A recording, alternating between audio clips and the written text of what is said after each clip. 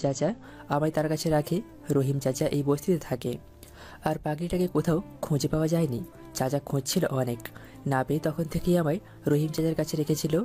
রহিম চাচা এই বস্তিতে থাকে, খুব ভালোবাসতো আমায়, কিন্তু আল্লাহ তাকেও আমার কাছে বেশি দিন রাখেনি।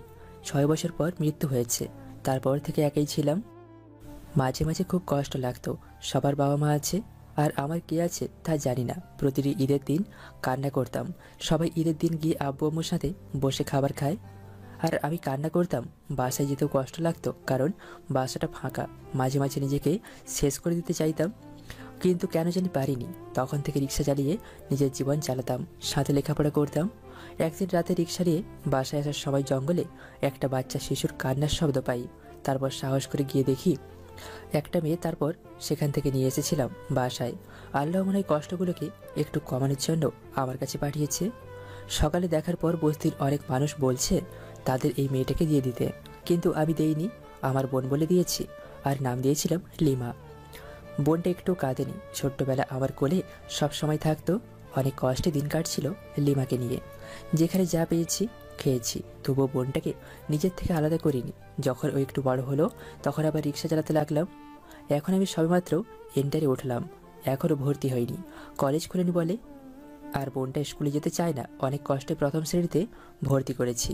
বোনটা অনেক অসুস্থ হয়েছিল, এখন সুস্থ হয়েছে। আর আজ আসার সবাই কি বলল তা আপনারা তো শুনলেন। তারপর রাস্তায় আসার পর দেখি আরমান চাচা রিক্সা নিয়ে রাস্তার সাইডে বসে আছে, মন খারাপ করে। তখন আমি তার কাছে গিয়ে বললাম, কি হয়েছে চাচা, তোমার মন খারাপ করে বসে আছো কেন? এখানে কিছু হয়েছে কি? তখন চাচা আমায়, না, কিছু হয়নি, তুই চলে যা। চাচা তুমি আমার থেকে লুকাতে চাইছো? কি হয়েছে বলো চাচা। তোর চাচি কিছুদিন ধরে বলছে একটা শাড়ি কিনে দিতে। আগের শাড়ি ছিঁড়ে গেছে তাই। কিন্তু আমি কি করে কিনে দিব বল? যা রিক্সা চালিয়ে পাই তা দিয়ে সংসার চলে। এখন দিন শেষে বাসায় যাওয়ার পর 50 টাকা অথবা 20 টাকা থাকে। আমি নিজে কিছু খাই না, কারণ সকালে আবার ছেলেটাকে টাকা দিতে হয়। বাসা থেকে শূন্য পকেটে বের হই। এখন কি করে শাড়ি কিনে দেই বল?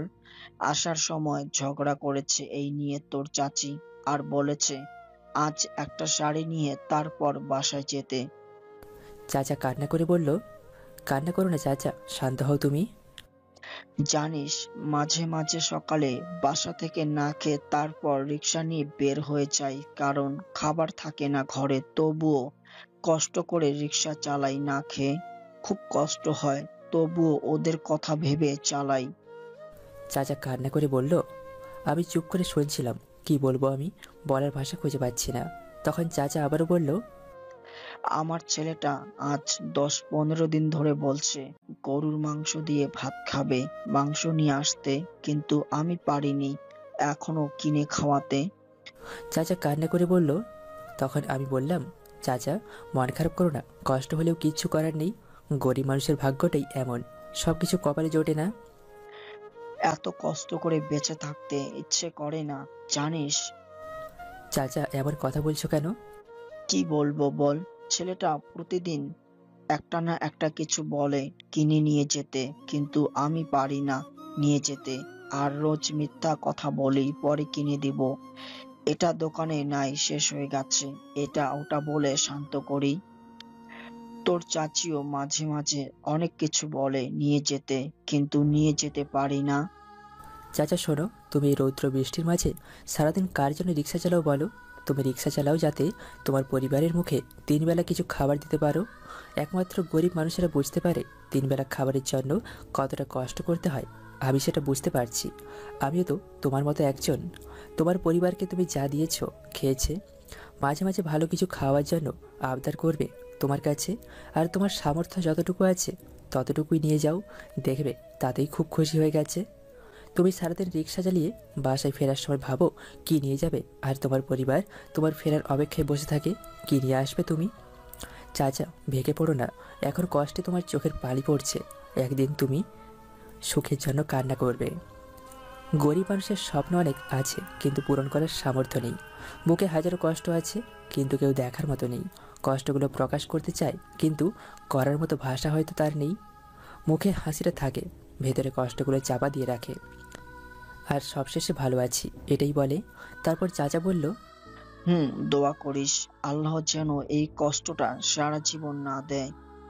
হুম, দোয়া করি চাচা, আল্লাহ যেন তোমার এই কষ্টটা সারা জীবন না দেয়। চাচা, তুমি সকালে কিছু খেয়েছো? না, খাইনি, আর খাবো না। না খেয়ে থাকলে হবে, চলো হোটেল থেকে কিছু খেয়ে আসি। আমি চাচাকে টেনে নিয়ে যেতে যেতে বললাম, না, এখন কিছু খাবো না, শুধু শুধু জোর করিস না। আচ্ছা চলো তাহলে চা আর বিস্কুট খাই। এটা বলেই টেনে নিয়ে গিয়ে খেয়ে আসলাম। তারপর চাচা বলল, এখানে কিছুক্ষণ বসে থাকবে রিক্সা নিয়ে। আমায় চলে যেতে বলল। তখন আমি বললাম, চাচা আজ বিকেলে একটু দেখা করবে, আমার সাথে খুব দরকার, তোমাকে নিয়ে একটা জায়গায় যাব। ঠিক আছে, কয়টায় আসবো? 5টার সময় আসবে, এই চায়ের দোকানে, মনে থাকবে? মনে থাকবে, আমি 5টার আগে আসবো এখানে। আচ্ছা ঠিক আছে চাচা। তারপর আমি সেখান থেকে রিক্সা নিয়ে চালিয়ে আসছিলাম। কিছু দূরে আসার পর তখন হঠাৎ রাস্তার পাশে একটা গাছের নিচে তাকিয়ে দেখি আরাফাত বসে আছে। একটা কিসের প্যাকেট নিয়ে মনে হচ্ছে কান্না করছে। ও, আপনারা তো আরাফাতকে চিনবেন না, ছোট্ট করে বলছি। আরাফাত রিক্সা চালক, কিন্তু বয়স 16 বছর। ওর আব্বু নেই, আম্মু আছে। লেখাপড়া করতে পারেনি কারণ ওরা বস্তিতে থাকে।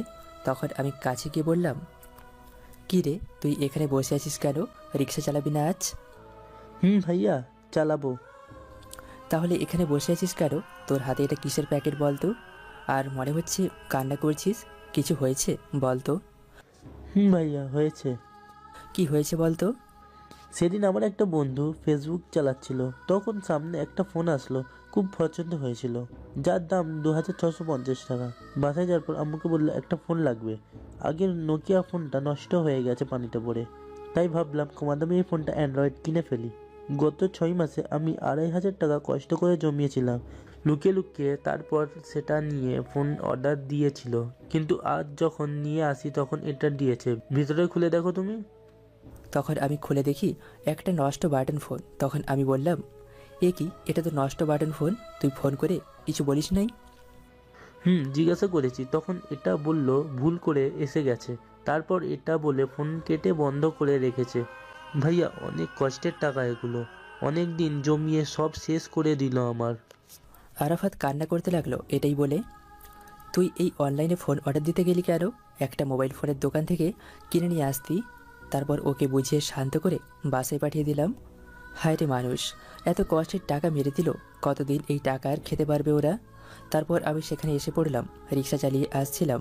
তখন কেউ একজন ডাকলো, মেয়ের গলায় তাকিয়ে দেখি একটা মেয়ে। তখন যাওয়ার পর বলল, এই রিস্কা, সামনে বড় মার্কেটের পেছনে যাবে? ওঠেন ম্যাডাম। ভাড়া কত? আরে ওঠেন না, যা খুশি দিয়েন। তারপর মেয়েটা উঠে পড়ল। আমি চালিয়ে নিয়ে যেতে লাগলাম। কিছুক্ষণ পর মার্কেটের পেছনে আসলাম। তখন মেয়েটি নেমে বলল, ফোন নাম্বার দাও তোমার। আমি তো কথা শুনে অবাক, বলে কি মেয়েটা? তখন আমি বললাম, কেন ম্যাডাম, ফোন নাম্বার দিয়ে কি করবেন? কিছুক্ষণ দাঁড়াও, আমি আবার যাবো তাই। আর এই নাও অগ্রিম 100 টাকা দিলাম, এখন দাও। আচ্ছা ঠিক আছে, এই নিন 013, এটাই আমার ফোন নাম্বার। এখান থেকে কোথাও যাবে না কিন্তু, দাঁড়াও এখানে, আমার বান্ধবীকে নিয়ে আসছি আমি। ঠিক আছে ম্যাডাম, আপনি যান, আমি এখানে দাঁড়িয়ে আছি। কিছুক্ষণ পর সেই মেয়েটি তার বান্ধবীকে নিয়ে আসলো। আর তার বান্ধবী এসে বলল, তুই রিক্সা নিয়ে আসলি কেন? কেন, কি হয়েছে রিস্কা নিয়ে আসলে? তুই জানিস না এদের শরীরে দুর্গন্ধ থাকে বেশি, আমি রিক্সা দিয়ে যাই না। এই প্রচন্ড রোদের মাঝে রিস্কা চালাতে গেলে থাকতেই পারে, কিন্তু কোথায়, আমি তো তেমন কিছু পেলাম না আসার সময়। আমি যাব না এগুলো দিয়ে, তুই যা। আরে চল তো, গেলে কিছু হবে না, এত কথা না বলে চল। তারপর জোর করে রিকশায় ওঠালো। আমি কোনো কথা না বলে চালিয়ে যেতে লাগলাম। কিছু দূর যাওয়ার পর মেয়েটার বান্ধবী বলল, ওই তুই রিক্সাতে থামা, আমি যাব না, প্রয়োজনে হেঁটে যাব, তবুও যাব না। কেন, কি হলো, নেমে যাবি কেন? আমার ভেতর থেকে সব এক্ষুনি বের হয়ে যাবে, কি বাজে দুর্গন্ধ এই শরীরে। কোথায়, আমি তো কোনো কিছু পাচ্ছি না। তুই না পেলেও আমি যাচ্ছি না, তুই নামবি নাকি আমি চলে যাব? আরে আরেকটু গেলে তো চলেই যাব, এখানে নেমে আর কি করব, রিস্কা থামিয়ে কোনো লাভ নেই। আমি নেমে পড়বো বলছি, নেমে পড়বো। ওই তুই রিক্সা থামা, তোর কানে কথা যায় না বলছি যে। মেয়েটার বান্ধবী রাগী গলায় বলল, তখন আমি রিক্সা থামালাম আর মেয়েটার বান্ধবী নেমে কিছুটা দূরে চলে গেল। আর মেয়েটা নেমে বলল, সরি, কিছু মনে করো না, আমার বান্ধবী সবসময় এসির ভেতরে থাকে, তাই একটু। আমি মেয়েটার কথা থামিয়ে দিয়ে বললাম, আরে সরি বলার কোনো দরকার নেই ম্যাডাম, সমস্যা নেই, আমি কিছু মনে করি নাই। আর এই নিন 50 টাকা আপনার। না, আমার টাকা লাগবে না, এটা রেখে দাও। এই বলেই মেয়েটা জলদি চলে গেল। আমি টাকা দেওয়ার জন্য কয়েকবার ডেকেছি, কিন্তু শুনল না। তারপর আমি রিক্সা নিয়ে চলে আসছিলাম।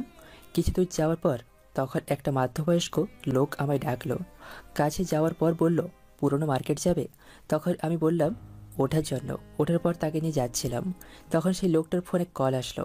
আসার পর ওপাশ থেকে একটা মহিলার কণ্ঠে বলল, ফোনটা লাউড স্পিকার ছিল, রাস্তায় অনেক গাড়ির শব্দ আসছে বলে তাই। তখন মহিলা বলল, কোথায় গেলে তুমি আবার? ওপাশ থেকে মহিলা বলল, এই তো একটু মার্কেটে যাচ্ছি। কিসের জন্য আবার তুমি মার্কেটে গিয়েছো? আরে আব্বু এতদিন পর গ্রাম থেকে আসলো, কিছু কাপড় কিনে দিতে হবে। আচ্ছা, কি রকম কাপড় কিনে দিবে? বয়স্ক মানুষ, তাই একটু কমি কাপড় কিনে দেবো, আর কম দামি কিছু পাঞ্জাবি কিনে দেবো। আচ্ছা ঠিক আছে, আর আমার জন্য আসার সময় একটা দামি 3 পিস নিয়ে আসবে। আচ্ছা ঠিক আছে, আমি নিয়ে আসবো। এখন রাখছি তাহলে ফোন। এই বলেই ফোনটা কেটে দিল লোকটা। আমি মনে মনে ভাবতে লাগলাম, হায় রে মানুষ, তার নিজের বাবার জন্য সবচেয়ে কম দামি কাপড় নিয়ে যাবে, আর তার স্ত্রীর জন্য সবচেয়ে দামি কাপড়। যে বাবা তাকে এত কষ্ট করে বড় করলো, অবশেষে তার মূল্য এটা। আমি মনে মনে বললাম, সত্যি এই পুরো পৃথিবীটা চিনতে পারলেও একটা মানুষকে চেনা যায় না। সেই মানুষটা ভালো না খারাপ সেটা রূপ দেখে বোঝা যায় না, যতক্ষণ না সে প্রকাশ করে তার ভেতরের রূপ। তারপর আমি তাকে মার্কেটের সামনে নামিয়ে দিলাম। লোকটা ভাড়া দিয়ে চলে যাবে। তখন আমি বললাম, এই যে মামা, একটু সময় হবে, একটা কথা বলবো, যদি রাগ না করেন। বল, কি বলবি? আচ্ছা মামা, তাহলে কিছু জিজ্ঞেস করব, একটু উত্তর দিয়েন। আচ্ছা ঠিক আছে, বল। মামা, আপনি যখন ছোট্ট ছিলেন তখন আপনার বেড়ে ওঠার জন্য দায়িত্ব কার ছিল বেশি? মায়ের পাশাপাশি বাবার থাকে। হুম, আপনি যখন ছোট্ট ছিলেন তখন না হয় বুঝতে পারতেন না, যখন একটু বড় হলেন তখন থেকে বলেন তো, আপনি যা চেয়েছেন তা কি পেয়েছেন কিনা কান্না করার সাথে সাথে? কান্না করলে সাথে সাথে এনে দিয়েছে। আচ্ছা, বাবা কি কখনো দামি কম দামি পোশাক বেছে পরিয়েছেন আপনাকে? যেটা পছন্দ হয়েছে সেটা পরিয়েছে, আর দামিটাই পরাতেন। লোকটা চুপ করে রইল, হয়তো বুঝতে পেরেছে আমার কথার মানে। একজন বাবা শুধু নামে নয়, তার অনেক দায়িত্ব থাকে। মাথায় ঘাম পায়ে ফেলে তার সন্তানকে বড় করে, আর ভালো কিছু করার জন্য তার জীবনের অর্ধেক পরিশ্রমের টাকা তার সন্তানের পিছে ব্যয় করে, আর অর্ধেক রেখে যায় যাতে তার সন্তান ভালো কিছু করতে পারে। আর তারা চিন্তা করে শেষ বয়সে এসে একটু শান্তি পায়।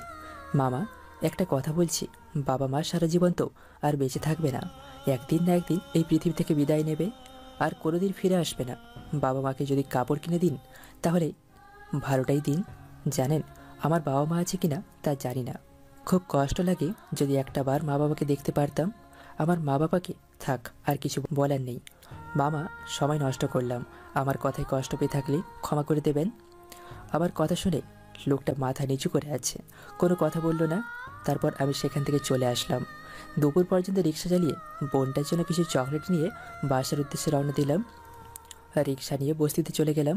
রিক্সা রেখে গিয়ে দেখি বোনটা বসে বসে মাটি নিয়ে খেলছে। তখন আমায় দেখে দৌড়ে আস্তে আস্তে বলল, আমার ভাইয়া এসেছে চকলেট নিয়ে।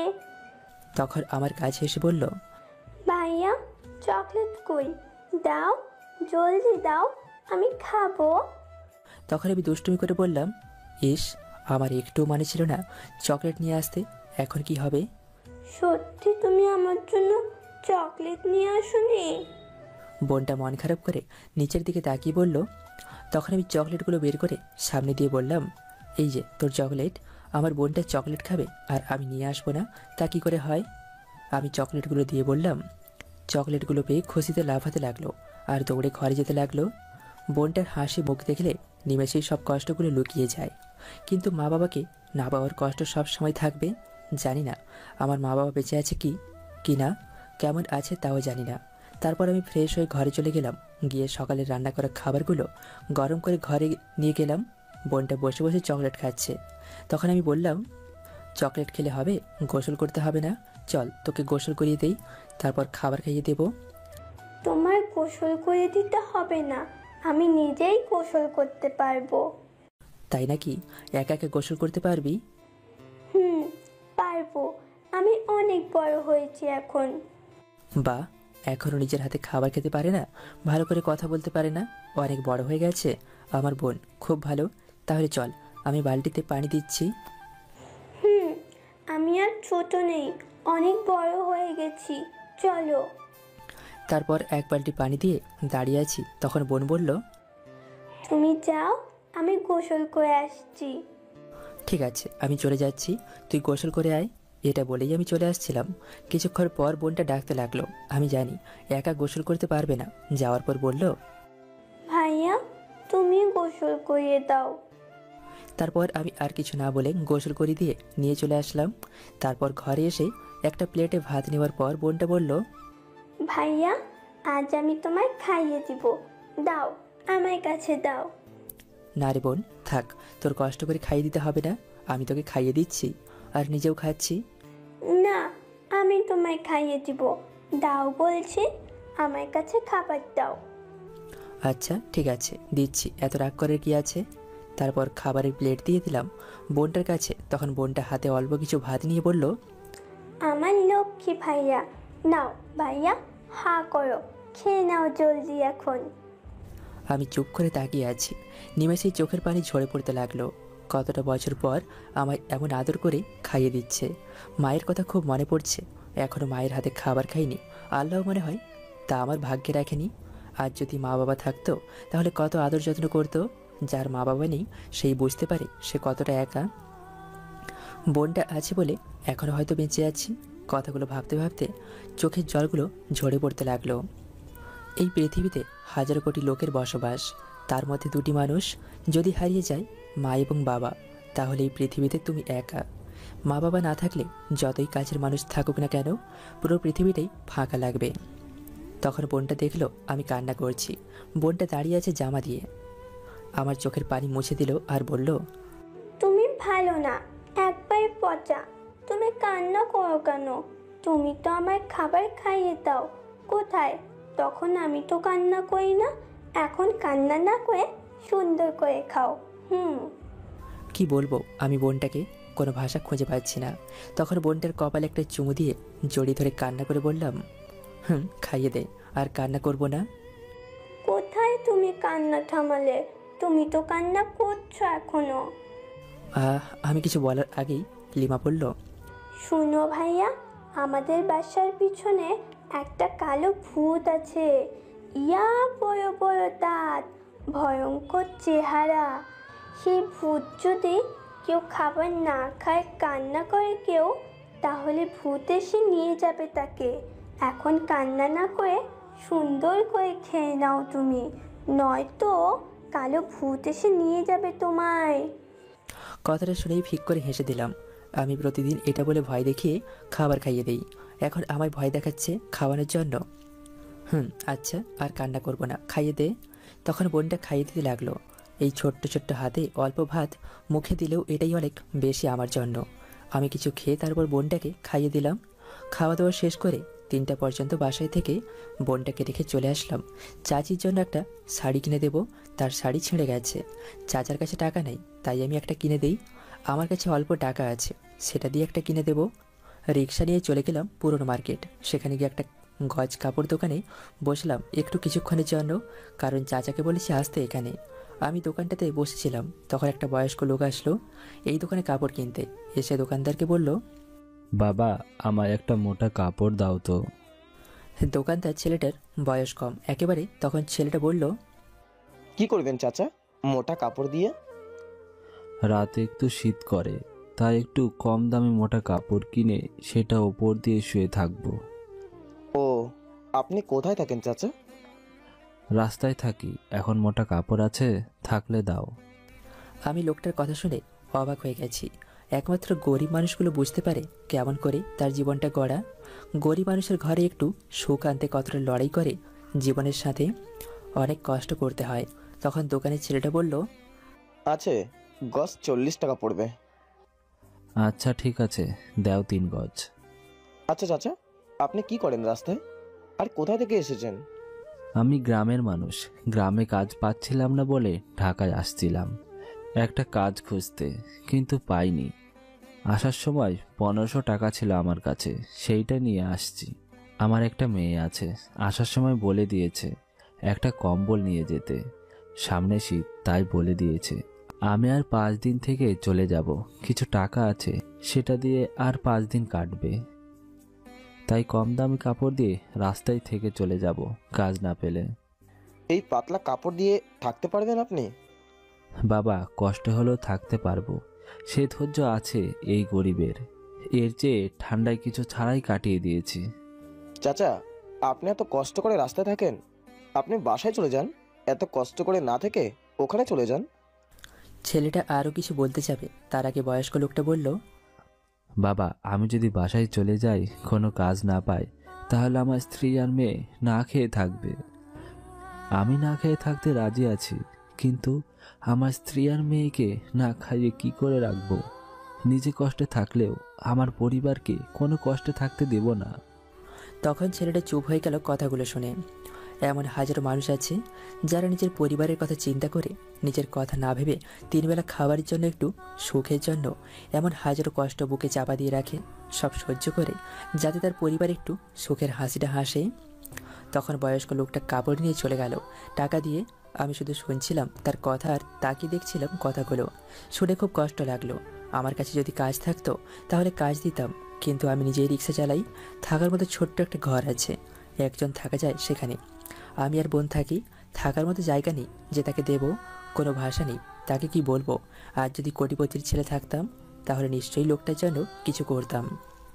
এইভাবে অনেকক্ষণ সময় কেটে গেল, কিন্তু চাচা এখনও এলো না। তাই আমি চাচার জন্য অপেক্ষা না করে একটা শাড়ির দোকানে গিয়ে চাচির জন্য একটা শাড়ি নিলাম। আমার কাছে 700 টাকা ছিল, সেখান থেকে 600 টাকা দিয়ে নিলাম। নিয়ে মার্কেটের বাইরে চলে আসলাম।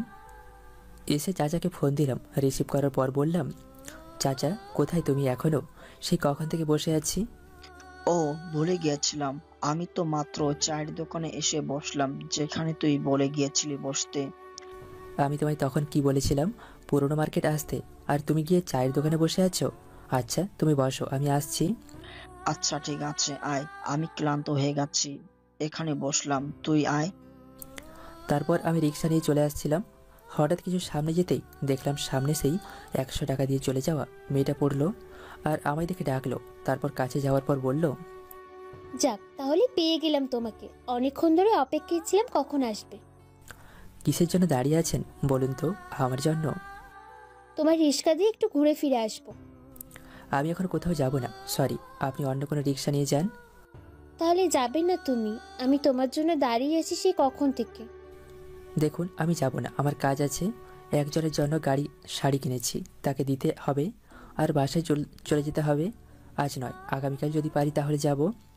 তখন মেয়েটি মনে হয় এই শাড়ির কথা শুনে আরও মন খারাপ করলো আর বলল, শাড়ি মানে? তুমি কার জন্য শাড়ি কিনেছো?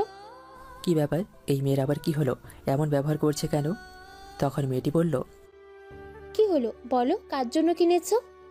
মেয়েটি মন খারাপ করে বলল, আমার একটা চাচা আছে, সকালে এসে বলল চাচির নাকি শাড়ি ছিঁড়ে গেছে, তাই তার জন্য একটা শাড়ি কিনেছি। চাচার কাছে টাকা নেই বলেই এখন সেটা দিতে যাচ্ছি। আমি বিশ্বাস করি না, আমি যাব তোমার সাথে, গিয়ে দেখবো। আচ্ছা, আমি যাকে মন চায় শাড়ি দেব, তা আপনার কি? আর আপনি বিশ্বাস করেন বা না করেন তা দিয়ে আমি কি করব? আর আমি আপনাকে নিয়ে যাব না। এই বলে রিক্সা নিয়ে চলে আসলাম চাচার কাছে। এসে দেখি চাচা বসে আছে। তখন চাচার কাছে গিয়ে শাড়ির ব্যাগটা দিয়ে বললাম, নাও চাচা, এই শাড়িটা চাচির জন্য তোমার কাছে দিলাম, নিয়ে চাচিকে দেবে। জিজ্ঞেস করলে বলবে তুমি নিয়ে আসছো, আমার কথা বলবে না। চাচা অবাক হয়ে তাকিয়ে আছে। কিছুক্ষণ পর আমি লক্ষ্য করলাম চাচার চোখের কোণে পানি জমে আছে। তখন আমি কিছু বলতে যাব, তার আগে চাচা বলল, বাবা, তুই কেন এটা করলি? তোর কাছে তো এমনিতেই টাকা নেই, শুধু শুধু এই টাকা খরচ করলি কেন? এখন তুই চলবি কি করে? না, আমি এই শাড়ি নিয়ে যাব না, লাগবে না এই শাড়ি। তুই এই শাড়ি ফেরত দিয়ে টাকা নিয়ে আয়, এই শাড়ি আমি নিতে পারবো না। তখন আমি বললাম, চাচা তুমি সেদিন কি বললে আমি তোমার ছেলের মতো? বলেছি। তাহলে এই শাড়িটা নিয়ে যাও আর ভাবো এটা তোমার ছেলে দিয়েছে, আর আমার কাছে যা টাকা আছে তা দিয়ে আরও বসে বসে 2 দিন খেতে পারবো। এই শাড়িটা নিয়ে এখন যাও। আর তোমার জন্য কিছু কিনতে পারলাম না চাচা, টাকা ছিল না। তখন চাচা আমায় জড়িয়ে ধরে বলল, জানি না তোর আব্বু আম্মুকে, নিশ্চয় তারা খুব ভালো। আল্লাহর কাছে দোয়া করি তোর আব্বু আম্মুকে যেন তোর কাছে খুব তাড়াতাড়ি ফিরিয়ে দেয়। আমি চুপ করে রইলাম। তখন চাচা আবার বলল, আমার জন্য নিয়ে আসিস নাই, খুব ভালো কাজ করেছিস, নিয়ে আসলেও আমি নিতাম না। সেটা পরে দেখা যাবে, এখন বাসায় যাও, গিয়ে শাড়িটি চাচির কাছে দাও। তারপর কিছুক্ষণ পর চাচা চলে গেল, আমিও কিছুক্ষণ পর চলে আসলাম। সেখান থেকে এইভাবে চলে গেল কয়েকটি দিন। একদিন দুপুরে আমি রিক্সা রেখে রাস্তার এক সাইডে দাঁড়িয়েছিলাম। প্রচণ্ড রোদ, তাই একটা শপিং মলের সামনে দাঁড়িয়েছিলাম। রাস্তায় কোনো লোক নেই, শুধু কিছু গাড়ি আছে। তখন হঠাৎ পেছন থেকে কেউ এসে ধাক্কা খেলো। তাকিয়ে দেখি সেদিন এর মেয়েটা, যে বলেছিল আমার শরীর থেকে দুর্গন্ধ বের হচ্ছে। এটা বলেই রিক্সা থেকে নেমে গিয়েছিল। তখন দেখলাম হাতের ফোন নিচে পড়ে আছে, মনে হয় কথা বলছিল। খেয়াল না করাই আমার সাথে ধাক্কা খেয়ে পড়ে গেছে। তখন আমি দেখলাম রাগী চোখে তাকিয়ে আছে আমার দিকে। তখন আমি ভাবলাম সরি বলি, দোষ আর থাকলেও আমার মনে করবে, তাই ফোনটা উঠিয়ে বললাম, সরি ম্যাডাম, এই নিন আপনার ফোন। তখন মেয়েটি লাথি মারলো আমায় আর 2টি চড় দিয়ে বলল, ছোট লোকের বাচ্চা, চোখে দেখিস না তুই? আমার ফোন তুই ভেঙে ফেলছিস, আর এখন এই ফোনটার ডিসপ্লে চলে গেছে। তোর জন্য তোকে আজ মেরে ফেলবো। এই বলেই আরও 4টি চড় দিল। তখন আমি বললাম, ম্যাডাম আপনি দেখে হাঁটলেই তো আর পড়ে না, আপনি নিজে এসে ধাক্কা খেয়েছেন আর ফোনটা পড়ে গিয়েছে, আমি ভাঙলাম কখন, দোষ আপনার। ছোট লোকের বাচ্চা, তোর কত সাহস, তুই মুখের উপর কথা বলিস দোষ করে আবার? এই বলেই লাথি মারলো আর চড় দিতে লাগলো। তখন পাশের একটা দোকানদার এসে মেয়েটাকে বুঝিয়ে নিয়ে গেল। দোকানদার হয়তো সব দেখেছে কার দোষ এখানে, তাই আমায় কিছু বলল না, শুধু এতটুকুই বলল চলে যেতে। আর ফোনটার কিছু হয়নি দেখলাম। আজ কোনো দোষ না করেও মার খেতে হলো, কান্না করে মনে মনে বললাম আমি। তারপর বাসায় চলে আসলাম আর এসে কান্না করছিলাম। তখন বোনটা ঘরে আসলো আর দেখে কান্না করছি আমি, তখন বোনটা আমার কাছে এসে চোখের পানি মুছে একটা কপালে চুমু দিয়ে বলল, আমার লক্ষ্মী ভাইয়া, তুমি কাঁদছো কেন? তখন আমি একটু হাসতে চেষ্টা করলাম আর সত্য লুকিয়ে মিথ্যা কথাটা বললাম বোনটাকে। এমনি চোখে একটা ছোট্ট পোকা পড়েছে আর একটু ঝালা পোড়া করছে, তাই চোখ দিয়ে পানি পড়ছিল। তার জন্য আমার ভাইয়া কাঁদছিল? পোকাটা খুব খারাপ, আমি বকে দিব পোকাটাকে। তোমার কষ্ট দিয়েছে অনেক, আর কান্না করো না। এটা বলেই কপালের একটা চুমু দিল। তখন আমি বললাম, আচ্ছা ঠিক আছে, আর কান্না করবো না। তখন বোনটা আমার কোলে বসে বলল, আচ্ছা ভাইয়া, পোকা কি এখনো আছে তোমার চোখে? না, বেরিয়ে এসেছে তুই চোখের পানি মুছে দেওয়ার সময়। তখন বোনটা হেসে বলল, দেখছো, পোকাটি আমার ভয়ে বেরিয়ে এসেছে। বোনটার এই হাসিটুকুই যথেষ্ট মনটা ভালো করার জন্য। বোনটার হাসি মুখ দেখলেই মনটা ভালো হয়ে যায়, তাই তো এখনও হাজার কষ্টগুলো একটু চাপা দিয়ে বেঁচে আছি। তখন বোনটা আবারও বলল, ভাইয়া খিদে পেয়েছে, আমায় খাইয়ে দাও জলদি। ঠিক আছে চল, আগে তোকে গোসল করিয়ে দিই, তারপর খাইয়ে দেব। আচ্ছা ঠিক আছে, চলো ভাইয়া। তারপর বোনটাকে নিয়ে চলে গেলাম, গোসল করিয়ে নিয়ে আসলাম। এসে কিছু খাবার দিয়ে বোনটাকে খাইয়ে দিতে লাগলাম। খাওয়ার মাঝে হঠাৎ হাতে কামড় দিল জোরেই বোনটা। তখন আমি বললাম, উফ কিরে কামড় দিচ্ছিস কেন? এমনি। বোনটা দুষ্টু হাসি দিয়ে বলল, ওরে দুষ্টু বোন, ভালোই দুষ্টু হয়ে গেছিস। হবই তো, দেখতে হবে যে কার এই পিচ্চি বোন। হয়েছে, এখন চুপ করে খাবার খেতে থাক। এটা বলেই আবার আর কিছু ভাত মুখে দিলাম বোনটার। তখন আবার কামড় দিল, কিছু বললাম না। আবার কিছু ভাত নিয়ে মুখে দিতেই আবার কামড় দিল। কেমনটা লাগে তখন বলেন তো? থাক, কিছু বললাম না। বোনটা তো আমার। তখন আর কিছু ভাত নিয়ে মুখে দিলাম, এবার কামড় দিয়ে দৌড়ে রাখলো আর বোনটা হাসতে লাগলো। তখন আমি বললাম, উফ লিমা, কামড় ছাড়, ব্যথা পাচ্ছি বোন, আমার কামড় ছাড়, এটা আমার হাত, তোর খাবার না। তখন অনেক কষ্টে হাত ছাড়িয়ে আর আমি বললাম, কি হয়েছে, তোর কামড় দিচ্ছিস কেন আমার হাতে বলতো? আমার চকলেট কোথায়? আজ নিয়ে আসোনি কেন? তাই কামড় দিয়েছি।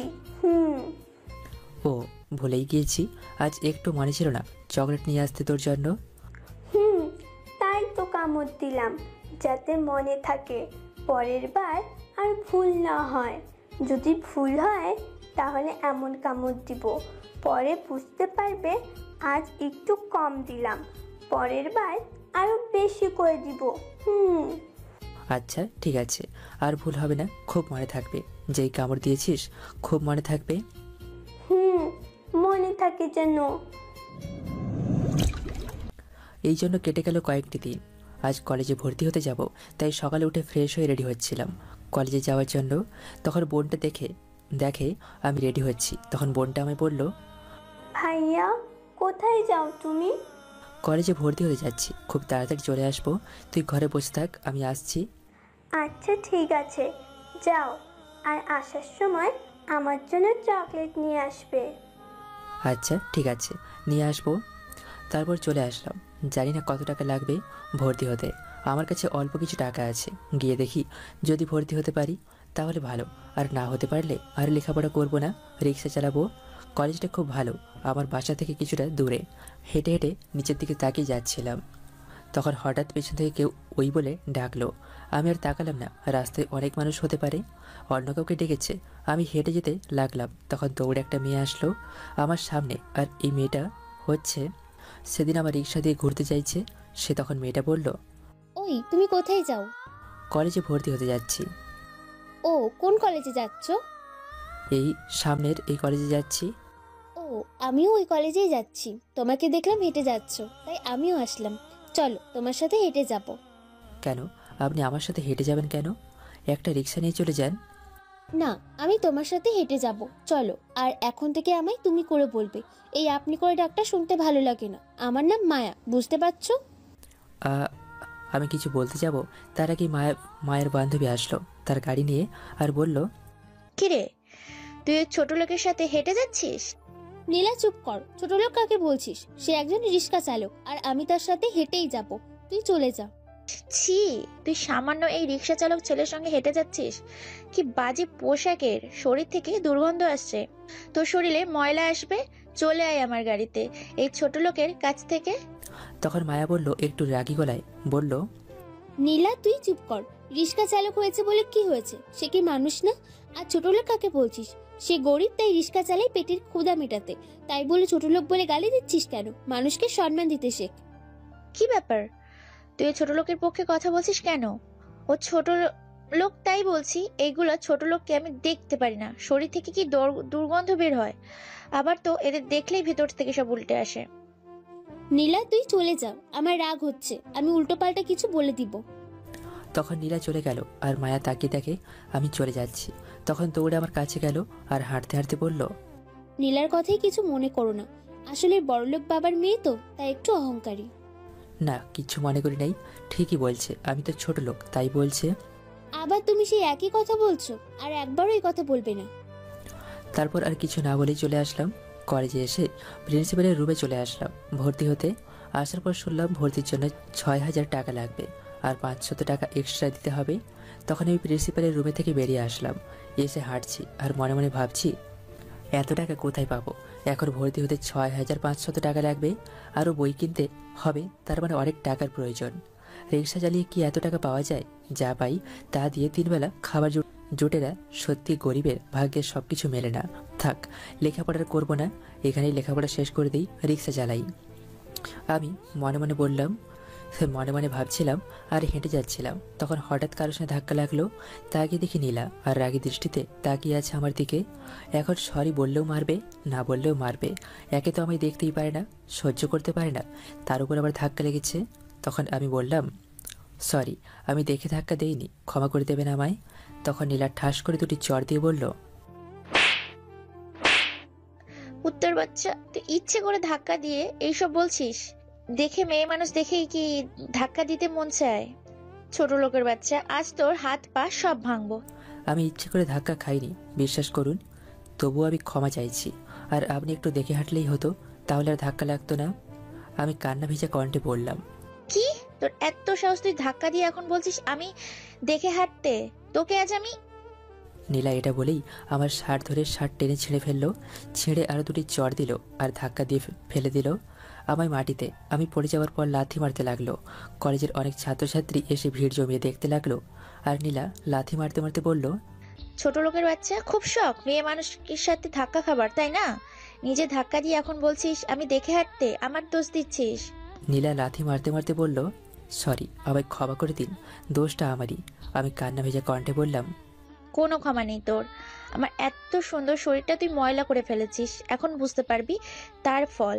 আর তুই এই কলেজে আসছিস কেন? ভর্তি হতে? তুই এই কলেজে কখনো ভর্তি হতে পারবি না আমি থাকতে। নীলা লাথি মারতে মারতে বলল। তখন আমার চোখটার সামনে মায়ার দিকে গেল, দেখি দাঁড়িয়ে আছে আর রাগী দৃষ্টিতে আমার দিকে তাকিয়ে রয়েছে। তখন আমি নীলাকে বললাম, ম্যাডাম প্লিজ আর মারবেন না, আপনার পায়ে ধরি, তবু ক্ষমা করে দিন। তোদের ছোট লোকদের কোনো ক্ষমা নেই। এই বলেই লাথি মারতে লাগলো। কিছুক্ষণ পর আমি আবার বললাম, প্লিজ ম্যাডাম আর মারবেন না, আপনার পায়ে ধরি, প্লিজ, আমি ইচ্ছে করে ধাক্কা দিইনি, তবুও ক্ষমা চাইছি, প্লিজ ক্ষমা দিন। এই তোদের মতো কিছু গরিব ছোট লোকগুলোই একটা সমস্যা, তাদের মারলেও শরীরে লাগে না, কথা বললেও লাগে না, দোষ করে আবার পায়ে পড়িস, ছেড়ে দিলে কিছুদিন ভালো সেজে আবার এমনি করিস। তোকে তো আজ এমন শিক্ষা দিব সারা জীবন মনে রাখবি। নীলা লাথি মারতে মারতে বলল। তখন মায়া এসে নীলাকে ঠাস করে দুটি চড় দিয়ে আরো বলল, কি মনে করিস নিজেকে খুব সুন্দরী? তোর বাবার টাকা আছে বলে যার সাথে মন চাই তার সাথে খারাপ ব্যবহার করবি? ছেলেটা তোকে কোনো আঘাত দেয়নি, তবুও তুই মারছিস। ক্ষমা পর্যন্ত চেয়েছে, তবুও তুই মারছিস। তোর বাবা তোকে ভালো করে শিক্ষাই দেয়নি, ভদ্রতা কিছুই শেখায়নি। তুই যদি আমার বেস্ট ফ্রেন্ড না হতি তাহলে তোকে আরো কয়েকটা চড় দিতাম, কিন্তু বেস্ট ফ্রেন্ড বলে বেঁচে গেলি। আর কি যেন বললি, গরিবের শরীরে মালে লাগে না, কথা বললেই লাগে না। আর লাগবে কি করে? তারা কোনো দোষ করলে তা মাথা পেতে নেয়, যা শাস্তি দেবে তা সহ্য করে নেয়। আর না দোষ করলেও তোর মতো অহংকারী কিছু লোক একটু কিছুর জন্য হাজারটা বাহানা ধরে কথা বলে। তোর বাবা তো বসে বসে গরিবের টাকা মেরে খায়। গরিবের 100 টাকা রোজগার করতে হয় সারাটা দিন খেটে। সেটা তোকে বোঝাতে পারবো না, কারণ তোর মতো মেয়েকে বোঝানোর কোনো প্রয়োজন মনে করি না। তোর সাথে আমার বন্ধুত্ব শেষ। আর কি যেন বললি, ওই কলেজে ভর্তি হতে পারবে না? আমিও দেখবো কি করে ভর্তি না হয়। তখন নীলা মায়াকে বলল। নীলা মায়াকে রাগী গলায় বলল, তুই কাজটা আর ঠিক করিস নাই। এই ছোট লোকের বাচ্চার জন্য তুই বন্ধুত্ব শেষ করলি তো, আর আমার গায়ে হাত তুললি। আমিও দেখে নিব তোদের দুজনকে। যা, কি করবি করিস। তখন আমি আরেকটা লাথি দিয়ে নীলা বলল, তোকে আমি দেখে নেব।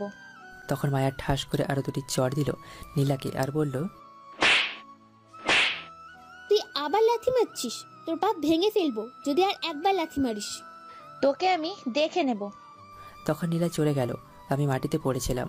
তখন মায়া গিয়ে টেনে তুলল আর পাশে থাকা সব ছাত্রছাত্রীকে বলল, বাহ, আপনারা সবাই খুব ভালো দাঁড়িয়ে দাঁড়িয়ে বোবার মতো দেখতে জানেন, বাধা দিতে জানেন না। একটা মেয়ে এমন করে মারছে, কোথায় আটকাবেন তার না করে দাঁড়িয়ে দেখছেন। তখন সেখান থেকে একটা ছেলে বলল, কি করে বলবো বলেন? তার আব্বু হচ্ছে মন্ত্রী আর তার আপন চাচা এই কলেজের প্রিন্সিপাল। কিছু বলতে গেলে আমাদের এই কলেজ থেকে বের করে দেবে। এই ভয় নিয়ে যদি থাকেন তাহলে জীবনে কিছু হবে না। আজ তার সাথে করেছে, অন্যদিন আপনার সাথেও করতে পারে। যান, আপনারা সবাই এখন চলে যান যার যার কাজে। তখন সবাই চলে গেল। তখন আমি মায়াকে বললাম, আপনি আমার জন্য শুধু শুধু আপনার বন্ধুত্ব নষ্ট করে দিলেন কেন? আমায় মারছিল, মারতো। কান্না বন্ধ করো তুমি আগে। আর শোনো, আমিও গরিবের মেয়ে। আব্বু অনেক কষ্টে লেখাপড়া করাচ্ছে আমায়। আর গরিব মানুষকে নিয়ে এমন বাজে কথা বললে এটা আমি সহ্য করব কি করে? আর এমন বেস্ট ফ্রেন্ড আমার প্রয়োজন নেই যে নাকি গরিব মানুষগুলোকে মানুষের মতো দেখে না। বুঝতে পারছি, আপনার তো বেস্ট ফ্রেন্ড ছিল। বেশি কথা বললে তোমাকে এখন চড় দিব কয়েকটি। তখন আমি চুপ করে রইলাম আর ভাবলাম চলে যাই, এখন থেকে হেঁটে চলে যাব। এখন মায়া আমার হাতটা ধরে বলল, কোথায় যাও? চলো আমার সাথে। না, আমি আর কোথাও যাব না, বাসায় চলে যাব। না, এখন বাসায় যেতে হবে না, আগে ভর্তি হয়ে নাও, তারপর বাসায় যাও। আমি আর লেখাপড়া করব না, আমার কাছে টাকা নেই, এখন থেকে রিক্সা চালাবো, এটাই ভালো। আমি টাকা দিব ভর্তি হওয়ার জন্য, চলো। না থাক, আমি রিক্সা চালাবো, লেখাপড়া আর করবো না। আর এখানে যদি ভর্তি হই তাহলে নীলা আরও অত্যাচার করবে। আপনি থাকেন, আমি গেলাম। এটা বলে হাঁটতে যাব, তখন মায়া টেনে নিয়ে যেতে লাগলো আর বলল, টাকা দিচ্ছি আমি, তোমার সমস্যা কি? আমি বলছি ভর্তি হতে হবে, তার মানে ভর্তি তুমি এই কলেজেই হবে, চলো। কিন্তু আমার শার্ট তো ছিঁড়ে ফেলেছে, এখন কি করে যাব খালি গায়ে? আচ্ছা চলো, কলেজের সামনে একটা দোকান আছে, গেঞ্জি বিক্রি করে, সেখান থেকে একটা নিয়ে আসি কিনে। আমি কিছু বলতে যাব, কিন্তু আমার মুখে হাত দিয়ে বলল, কিচ্ছু বলা যাবে না। আর কিছু বলতেও দিল না মায়া। টেনে নিয়ে গিয়ে একটা গেঞ্জি কিনে পরিয়ে তারপর ভর্তি করালো। তারপর বের হওয়ার পর মায়া বলল, এখন বাসায় যাও, আর এখন কলেজে কি হয়েছে তা ভুলে যাও, আমি তোমায় ফোন করব, যাও। আমি আর কিছু না বলে সেখান থেকে চলে আসলাম। লিমার জন্য চকলেট নিয়ে বাসায় আসার পর বোনটা বলল, ভাইয়া তুমি আসছো কোথায়? আর চকলেট কোথায়? দাও দাও, জলদি দাও। আমি চকলেটগুলো লিমার হাতে দিয়ে খাটে এসে বসে পড়লাম। তখন লিমা আমার কাছে আসলো আর এসে আমার গালে হাত দিয়ে দেখতে লাগলো গালে চড় দেওয়াতে ফুলে গেছে। তখন লিমা বলল, তোমার গালে কি হয়েছে ভাইয়া? এমন ফুলে আছে কেন? কি হয়েছে? এই যা, এখন কি বলবো আমি? সত্যিটা বলা যাবে না, যে কোনো একটা মিথ্যা বলতে হবে। তখন আমি লিমাকে বললাম, কিচ্ছু হয়নি বোন, এমনি ফুলে গেছে। না, তোমার নিশ্চয়ই কিছু হয়েছে, তাই ফুলে গেছে গাল। আমি কিছু বলতে যাব, তখন লিমা আবারও বলল, এই যে দেখো, তোমার হাতটাও ফুলে গেছে। কেউ কি মেরেছে তোমাকে ভাইয়া? এখন কি করে সত্যি কথা বলবো? আমি তোকে, আমায় শুধু শুধু ওই মেয়েটি মেরেছে। তখন বোনটা আবার বলল, কি হলো বলো ভাইয়া, তোমাকে কে মারছে? না বোন, কেউ মারেনি আমায়, এমনি একটু পড়ে গিয়ে ব্যথা পাইছি। পড়ে গেলে আবার গালে ব্যথা পায় কি করে? তাহলে তো হাতে পায়ে সব জায়গায় ব্যথা পাওয়ার কথা। তখন আমি লিমাকে বললাম, তুই কি আমায় সন্দেহ করছিস? সন্দেহ করব কি, করে ফেলছি। যা, তোর সাথে কথা নাই, তুই শুধু শুধু আমায় সন্দেহ করিস। তখন বোনটা আমার দুই গালে ধরে কপালে একটা চুমু দিয়ে বলল, আমার লক্ষ্মী ভাইয়া, তুমি রাগ করছো? না, আমি রাগ করি নাই। আমি অন্যদিকে তাকিয়ে বললাম, দেখছো কি করে রাগ করে আছে আমার সাথে? আমি বুঝি না মনে করছো, তাই না? আচ্ছা ঠিক আছে, আর সন্দেহ করব না। চলো, খিদে পেয়েছে, খাবার খাইয়ে দাও ভাইয়া। আচ্ছা ঠিক আছে, চল গোসল করে খাইয়ে দিচ্ছি। এমন করে বলে কেউ? ভালো করে বলো, তুমি কিন্তু রাগ করে বলছো ভাইয়া। আমি রাগ করিনি, চল বোন, তোকে গোসল করে খাইয়ে দেই। এবার ঠিক আছে। তারপর বোনটাকে নিয়ে গোসল করিয়ে দিলাম। তারপর ঘরে এসে খাবার খাইয়ে দিলাম। আমিও খাবার খেয়ে নিলাম। খাওয়া দাওয়া শেষ করে কিছুক্ষণ পর রিক্সা নিয়ে বেরিয়ে পড়লাম। কিছুটা দূরে যাওয়ার পর দেখলাম চাচা আসছে রিক্সা নিয়ে। তখন আমি থেমে রিক্সা থামিয়ে দিয়ে দাঁড়িয়ে রইলাম। চাচা আমায় দেখে কাছে আসলো, এসে বলল, কিরে ভাতিজা, কেমন আছিস তুই? ভালো চাচা, তুমি কেমন আছো? আর চাচি কেমন আছে? সবাই ভালো আছে। তোর চাচি খুব খুশি হয়েছে তোর দেওয়া শাড়ি পেয়ে। তুমি বলে দিয়েছো শাড়িটা আমি দিয়েছি? তোর চাচি তোকে বলেছে যেতে, কখন যাবি বল? আচ্ছা, আগামীকাল যাবো চাচা। তারপর আরও কিছুক্ষণ কথা বলে আমি চলে আসলাম রিক্সা নিয়ে। একটু সামনে আসার পর একটি মেয়ে ডাকলো রিক্সা নিয়ে কাছে যাওয়ার পর বলল, ভাইয়া নিউ মার্কেট যাবে? আমি তো মেয়েটির কথা শুনে অবাক হয়ে গেছি। যেখানে রিক্সাওয়ালা ছাড়া কেউ ডাকে না, সেখানে এই মেয়েটি আমায় ভাইয়া বলে ডাকলো। আমি মেয়েটির দিকে তাকিয়ে দেখি আমার দিকে অবাক দৃষ্টিতে তাকিয়ে আছে। তখন আমি বললাম, নিউ মার্কেট যাব, উঠুন। মেয়েটি আমার দিকে এখনও অবাক দৃষ্টিতে তাকিয়ে আছে। তখন আমি জোরে বললাম, কি হলো, ওঠেন রিক্সায়। তখন মেয়েটি আমায় বলল, আচ্ছা, আপনার আব্বু আম্মু আছে? আছে। কেন, কি হয়েছে? আমি মিথ্যা কথা বললাম। আসলে আপনার চেহারা আর আমার আব্বুর চেহারা প্রায় একই দেখতে। চেহারা মিল হতেই পারে, আমি তো আর আপনার পরিবারের কেউ না। এটা নিয়ে চিন্তা করে লাভ নেই, এখন ওঠেন, আমি আপনাকে নামিয়ে দিয়ে আসি। আপনি টাকা দিলে আমার লাভ হবে। আচ্ছা ঠিক আছে, চলেন ভাইয়া। তারপর মেয়েটি আর কোনো কথা বলল না, রিকশায় উঠে বসলো। মেয়েটির বয়স আমার চেয়ে অনেক কম, তাই হয়তো ভাইয়া বলে ডেকেছে আমায়। সবাই তো আর একরকম না। তারপর আমি রিকশা চালিয়ে যেতে লাগলাম। কিছুটা পথ যাওয়ার পর মেয়েটি বলল, আচ্ছা ভাইয়া, আপনার নাম কি? কোথায় থাকেন?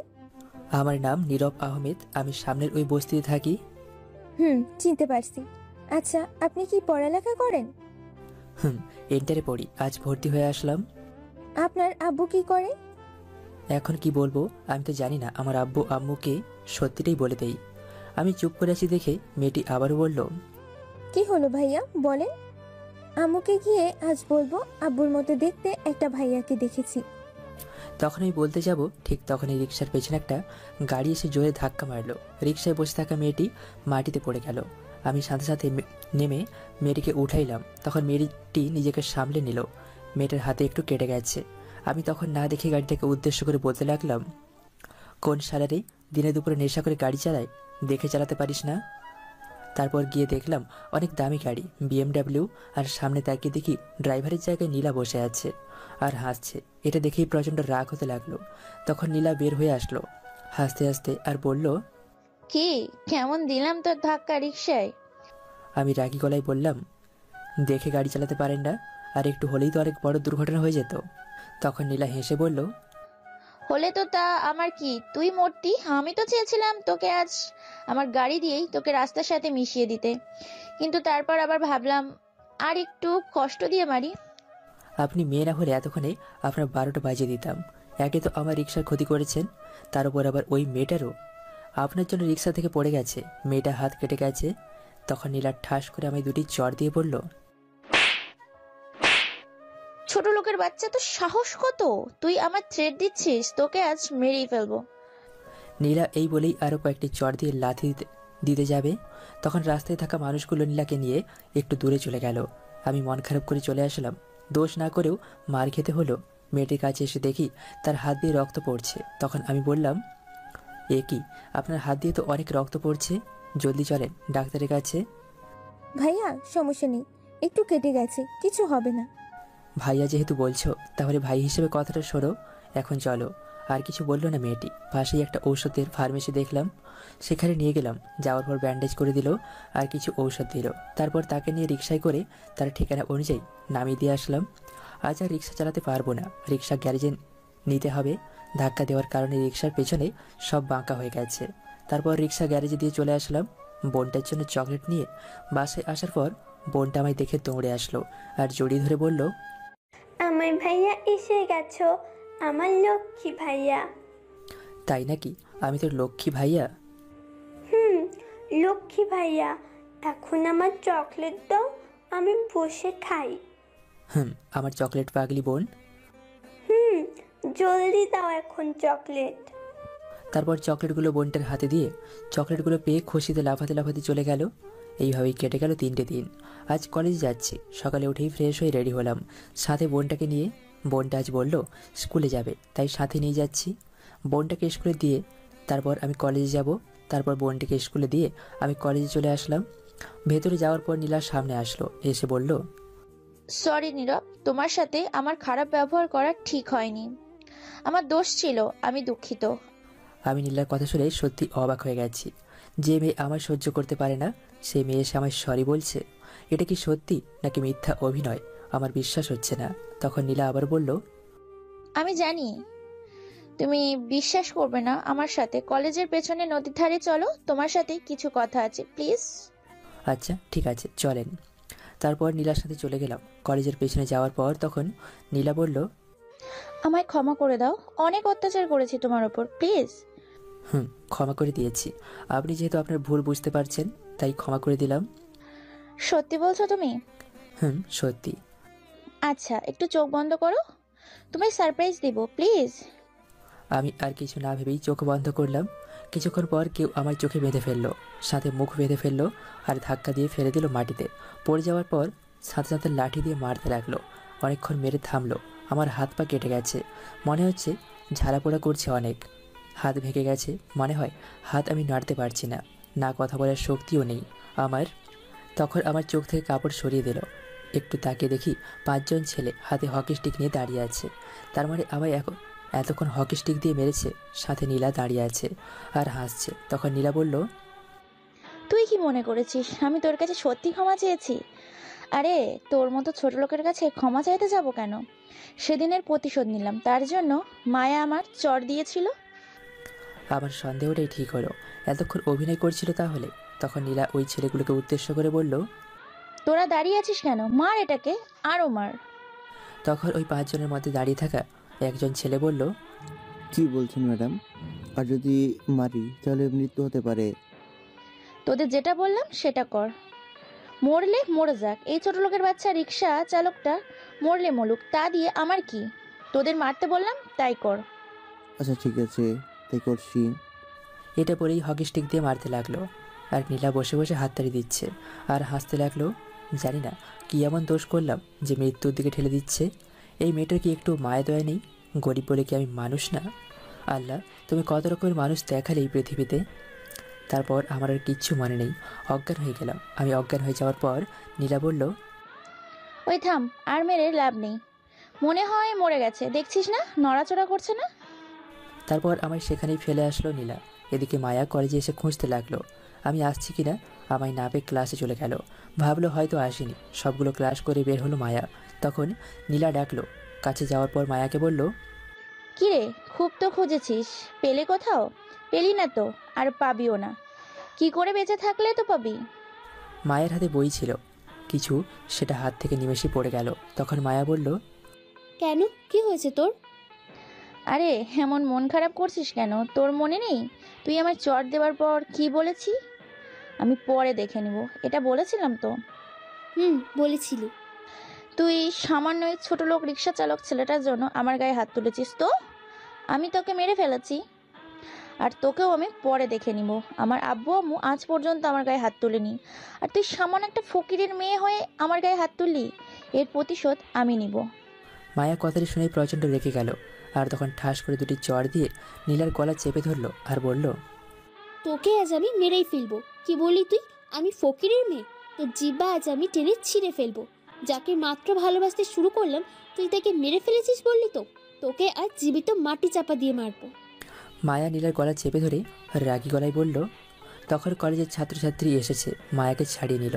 তখন মায়া আবারও বলল, সত্যি কথা বল, কোথায় এখন সে? তার যদি কিছু হয় তাহলে তোর গলা আমি কেটে ফেলবো, তুই যত বড় লোকের মেয়ে হোস না কেন। তখন নীলা বলল। মায়া এটা শুনেই দৌড়ে কলেজের পেছনে গেল। গিয়ে দেখলো কেউ নেই। কিছুটা সামনে মাটিতে রক্ত লেগে আছে। তখন মায়া সেখানে বসে কান্না করতে লাগলো। এদিকে আমার যখন জ্ঞান ফিরল, তাকে দেখি আমি হাসপাতালে বেডে শুয়ে আছি। হাত পা সব ব্যান্ডেজ করা, নড়তে পারছি না। আমি পাশে তাকিয়ে দেখি কেউ নেই। খুব কষ্ট হচ্ছে। মেয়েটার কোনো ক্ষতি করিনি, তবুও এত অত্যাচার করলো। আমি গরিব বলে কি মানুষ না? আল্লাহ, তুমি কেন জ্ঞান ফেরালে আমার? এত কষ্ট করে বেঁচে থাকার ইচ্ছে হয় না। ছোটবেলা থেকেই মা বাবা কাউকে পাইনি। প্রতিদিন নিজের জীবনের সাথে কষ্টগুলোর সাথে লড়ে গেছি। আর কত কষ্ট সহ্য করব আমি? তখন হঠাৎ নার্স আসলো ভেতরে, আর এসে দেখতে পেল আমার জ্ঞান ফিরেছে। নার্স এটা দেখে দৌড়ে বাইরে চলে গেল। কিছুক্ষণ পর ডাক্তার এসে দেখে বলল, এখন বিপদমুক্ত। এটা বলেই ডাক্তার চলে গেল। শুধু নার্স ছিল। কিছুক্ষণ পর একটা ছেলে আসলো আমার সমান বয়সের। তখন নার্স চলে গেল আর ছেলেটা এসে বলল, ভাই তোমার জ্ঞান ফিরেছে? তাহলে আল্লাহর কাছে হাজার শুক্রিয়া, তুমি এখনো বেঁচে আছো। আমি তো মনে করেছি তুমি আর বাঁচবে না। কে তুমি ভাই, আমায় বাঁচালে? আমি তুমি চিনবে না, আমার নাম ফাহাদ। আমি এইখানে নতুন আসছি, আমার বাসা কুমিল্লা। তুমি যে কলেজে ভর্তি হয়েছো, আমিও ওই কলেজে ভর্তি হয়েছি। আমি সেদিন কলেজের পিছনে গিয়েছিলাম দেখতে, আর দেখতে গিয়ে দেখি তুমি মাটিতে রক্তাক্ত অবস্থায় পড়ে আসো। আমি তখন তাড়াতাড়ি আর কিছু ছেলেকে ডেকে নিয়ে এসে হাসপাতালে নিয়ে আসছি। তুমি 2 দিন হলো হাসপাতালে অজ্ঞান হয়েছিলে, আজ জ্ঞান ফিরল। আমি কথাটি শুনে অবাক হয়ে গেছি। আমি 2 দিন অজ্ঞান হয়ে হাসপাতালে পড়ে আছি? আমার বোন কোথায় তাহলে? আমি তো হাসপাতালে। বোনটাকে তো স্কুলে দিয়ে আসছিলাম। বোন তো একা বাসায় যেতে পারবে না। বোনটাকে নিয়ে ভয় লাগছে। এখন কোথায় হতে পারে বোনটা? তখন ছেলেটা আবার বলল, ভাই তোমার এই অবস্থা হলো কি করে? সেটা পরে এক সময় বলবো। আচ্ছা, তোমার আব্বু অথবা আমার ফোন নাম্বার দাও, আমি জানিয়ে দিই তুমি এখানে। আমার আব্বু আম্মু নেই। মানে তোমার আব্বু আম্মু কি এই পৃথিবীতে বেঁচে নেই? আমি জানি না আমার আব্বু আম্মু বেঁচে আছে কি না। আমি ঠিক বুঝতে পারলাম না। ছোটবেলায় একটা পাগড়ি নাকি আমার রাস্তা থেকে নিয়ে আসছে বস্তিতে। একদিন পাগড়িটা আমায় রেখে কোথায় হারিয়ে যায়, আর খুঁজে পাওয়া যায়নি পাগড়িটাকে। তারপর একটা চাচার কাছে বড় হয়েছি, কিন্তু চাচা বেশি দিন থাকতে পারিনি, এই পৃথিবী থেকে বিদায় নিয়েছে। আমি একটা বস্তিতে এখন রিক্সা চালাই। একদিন রিক্সা নিয়ে আসার সময় আমার মতোই রাস্তায় পড়েছিল একটা ছোট্ট মেয়ে। তখন আমি তাকে রাস্তা থেকে নিয়ে আসছি, আমার বোনের মতো আদর করি। এখন এই পৃথিবীতে একমাত্র ছোট্ট বোন আছে, কিন্তু এখন কোথায় আছে বলতে পারি না। এই পৃথিবীতে মা ছাড়া নিজেকে শূন্য মনে হয়। মা না থাকলে কতটা কষ্ট হয় তা হয়তো কাউকে বোঝানো সম্ভব না। যার মা নেই সেই একমাত্র বুঝে। আমার মা নেই, আমি বুঝি মা ছাড়া কতটা কষ্ট। আর তোমার তো কেউ নেই, হাজারে কষ্ট নিয়ে আসো। আচ্ছা ভাই, আমার বোনটাকে একটু খুঁজে নিয়ে আসবে। কোথায় আছে বোনটা? একটু বস্তিতে গিয়ে দেখো আমার বোনটা আছে কি, না থাকলে নিয়ে আসবে এইখানে। আমার রুম বস্তির প্রথম গলি, দ্বিতীয় রুমটা, সেখানে গিয়ে দেখবে।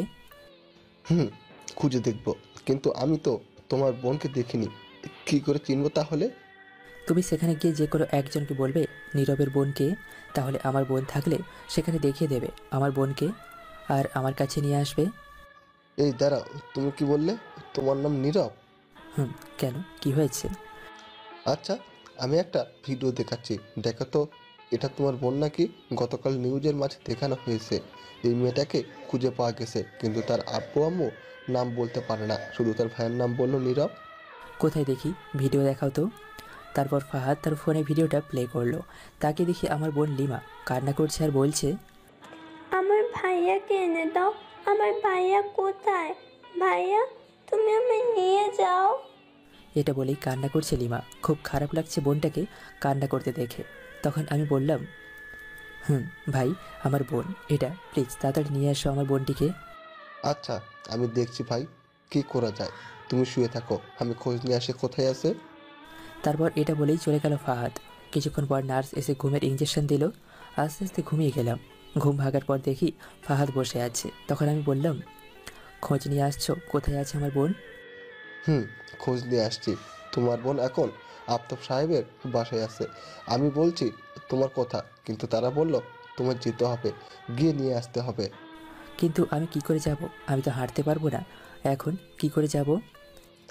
আচ্ছা, আমি তোমার ছবি তুলে গিয়ে দেখাচ্ছি, তাহলে তোমার বোন চিনতে পারবে। আর আফতাব সাহেবকে চিনতে পারছো? বাংলাদেশের 1 নম্বরে থাকা বিজনেসম্যান। তার মেয়ে আদিবা তোমার বোনকে রাস্তায় কান্না করা অবস্থায় দেখতে পেয়ে নিয়ে গেছে। আর একটা কথা, তোমার চেহারা আর আফতাব সাহেবের চেহারা প্রায় একই দেখতে। আমি শুনেছিলাম তার একটা ছেলে ছিল, ছোট্টবেলায় নাকি হারিয়ে ফেলেছে। তাহলে কি তুমি তার ছেলে নাকি?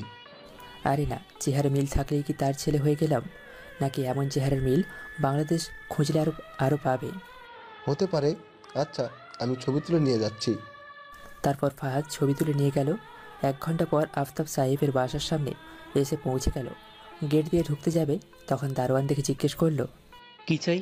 আপনি না বলে বাসার ভেতরে আসছেন কেন? আসলে আমি আফতাব সাহেবের সাথে দেখা করতে আসছি। কিসের জন্য? এখানে একটি ছোট্ট মেয়ে আছে, নাম লিমা, যাকে তার মেয়ে আদিবা নিয়ে আসছে রাস্তা থেকে হারিয়ে গিয়েছিল। আমি তাকে নিয়ে যেতে আসছি। আর তার ভাই হাসপাতালে ভর্তি আছে অ্যাক্সিডেন্ট করে, তাই আমায় পাঠিয়েছে নিয়ে যেতে। কিন্তু বড় সাহেব তো এখন বাসায় নাই, অফিসে চলে গেছে। আপনি আগামীকাল সকালে আসেন। আচ্ছা ঠিক আছে, তাহলে আমি যাচ্ছি, আগামীকাল আসবো। ফাহাদ এটা বলেই চলে আসছিল। হঠাৎ তখন তাকে কেউ পেছন থেকে ডাকলো। পেছনে তাকিয়ে দেখলো একটি মেয়ে, আর এই মেয়েটি হচ্ছে আদিবা। তখন আদিবা এসে দারোয়ানকে জিজ্ঞেস করলো, কি হয়েছে? এই ছেলেটা আসলো মাত্র আবার চলে যাচ্ছে কেন? কিছু হয়েছে? না, কিছু হয়নি। উনি আসছে বড় সাহেবের সাথে দেখা করতে। বড় সাহেব তো বাসায় নেই, তাই বললাম আগামীকাল সকালে আসতে। আদিবা তখন ফাহাদকে জিজ্ঞেস করলো, কি দরকার? আমায় বলুন। আবু বাসায় নেই, দেখি আমি সমস্যার সমাধান করতে পারি কি না। না, আমার কোনো সমস্যা হয়নি। আমি যে কারণে আসছি সেটা হচ্ছে, আপনি একটা ছোট মেয়েকে রাস্তা থেকে নিয়ে আসছিলেন 2 দিন আগে। হারিয়ে গিয়েছিল সে। মেয়েটার ভাই আমায় পাঠিয়েছে তাকে নিয়ে যেতে। তার ভাই হাসপাতালে ভর্তি আছে, অ্যাক্সিডেন্ট করেছে, তাই আমাকে পাঠিয়েছে নিয়ে যেতে। ও আচ্ছা, কিন্তু তাকে এখানে আসতে হবে, তাকে ছাড়া আমরা দিব না।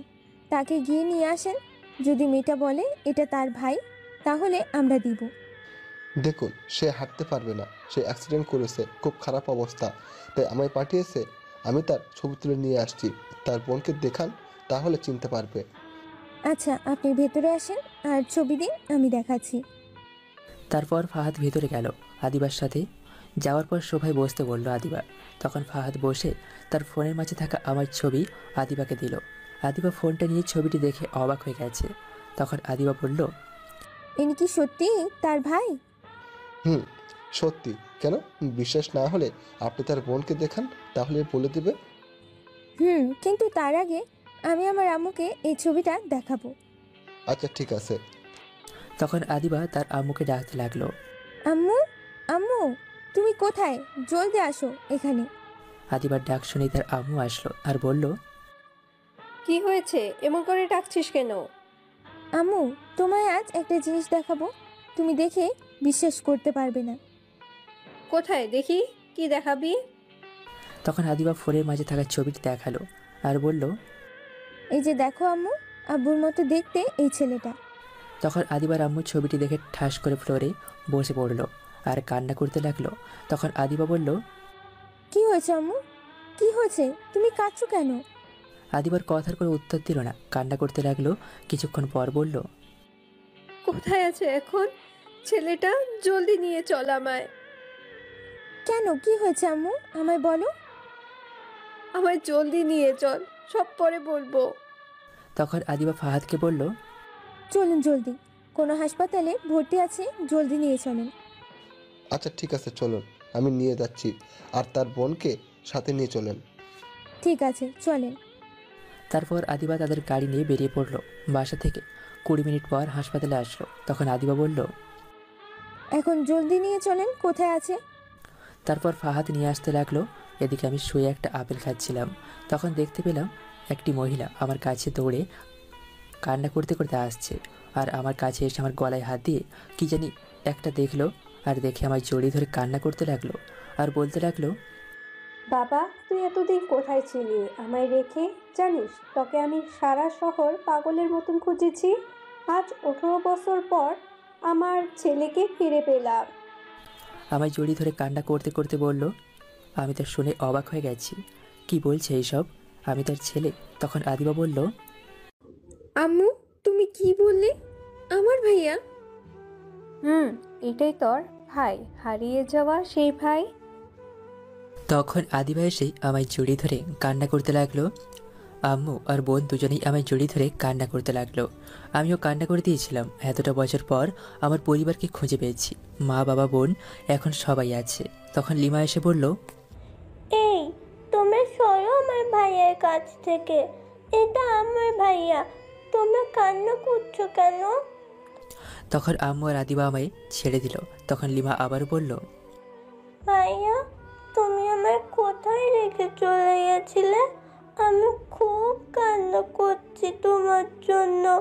আর তোমার হাতে পায়ে এগুলো কি দিয়ে বেঁধে রাখছো?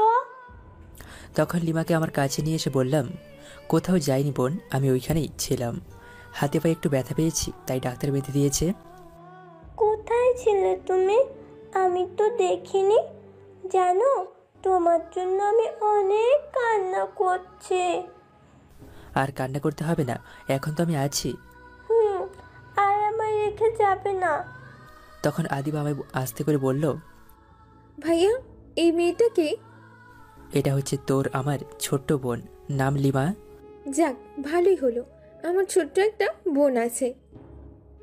তখন লিমা বলল, আমি তোমার বোন না, আমি আমার ভাইয়ার মিষ্টি বোন। কে বললো এটা তোমার ভাইয়া? এটা আমার ভাইয়া। না, এটা শুধু আমার ভাইয়া। না, এটা আমার ভাইয়া। ভাইয়া, তুমি বলো তুমি আমার ভাইয়া। আমি দুজনেই ভাইয়া। লিমা, ইনি হচ্ছে তোমার আম্মু, আর এটা হচ্ছে তোমার বড় আপু। বুঝতে পারিস? তোমার আম্মু কোথায়? আমার আম্মু মানেই তো তোর আম্মু। তখন আদিবা আম্মুকে জিজ্ঞেস করলো, আচ্ছা আম্মু, তুমি ভাইয়াকে কি করে হারিয়ে ফেলেছিলে?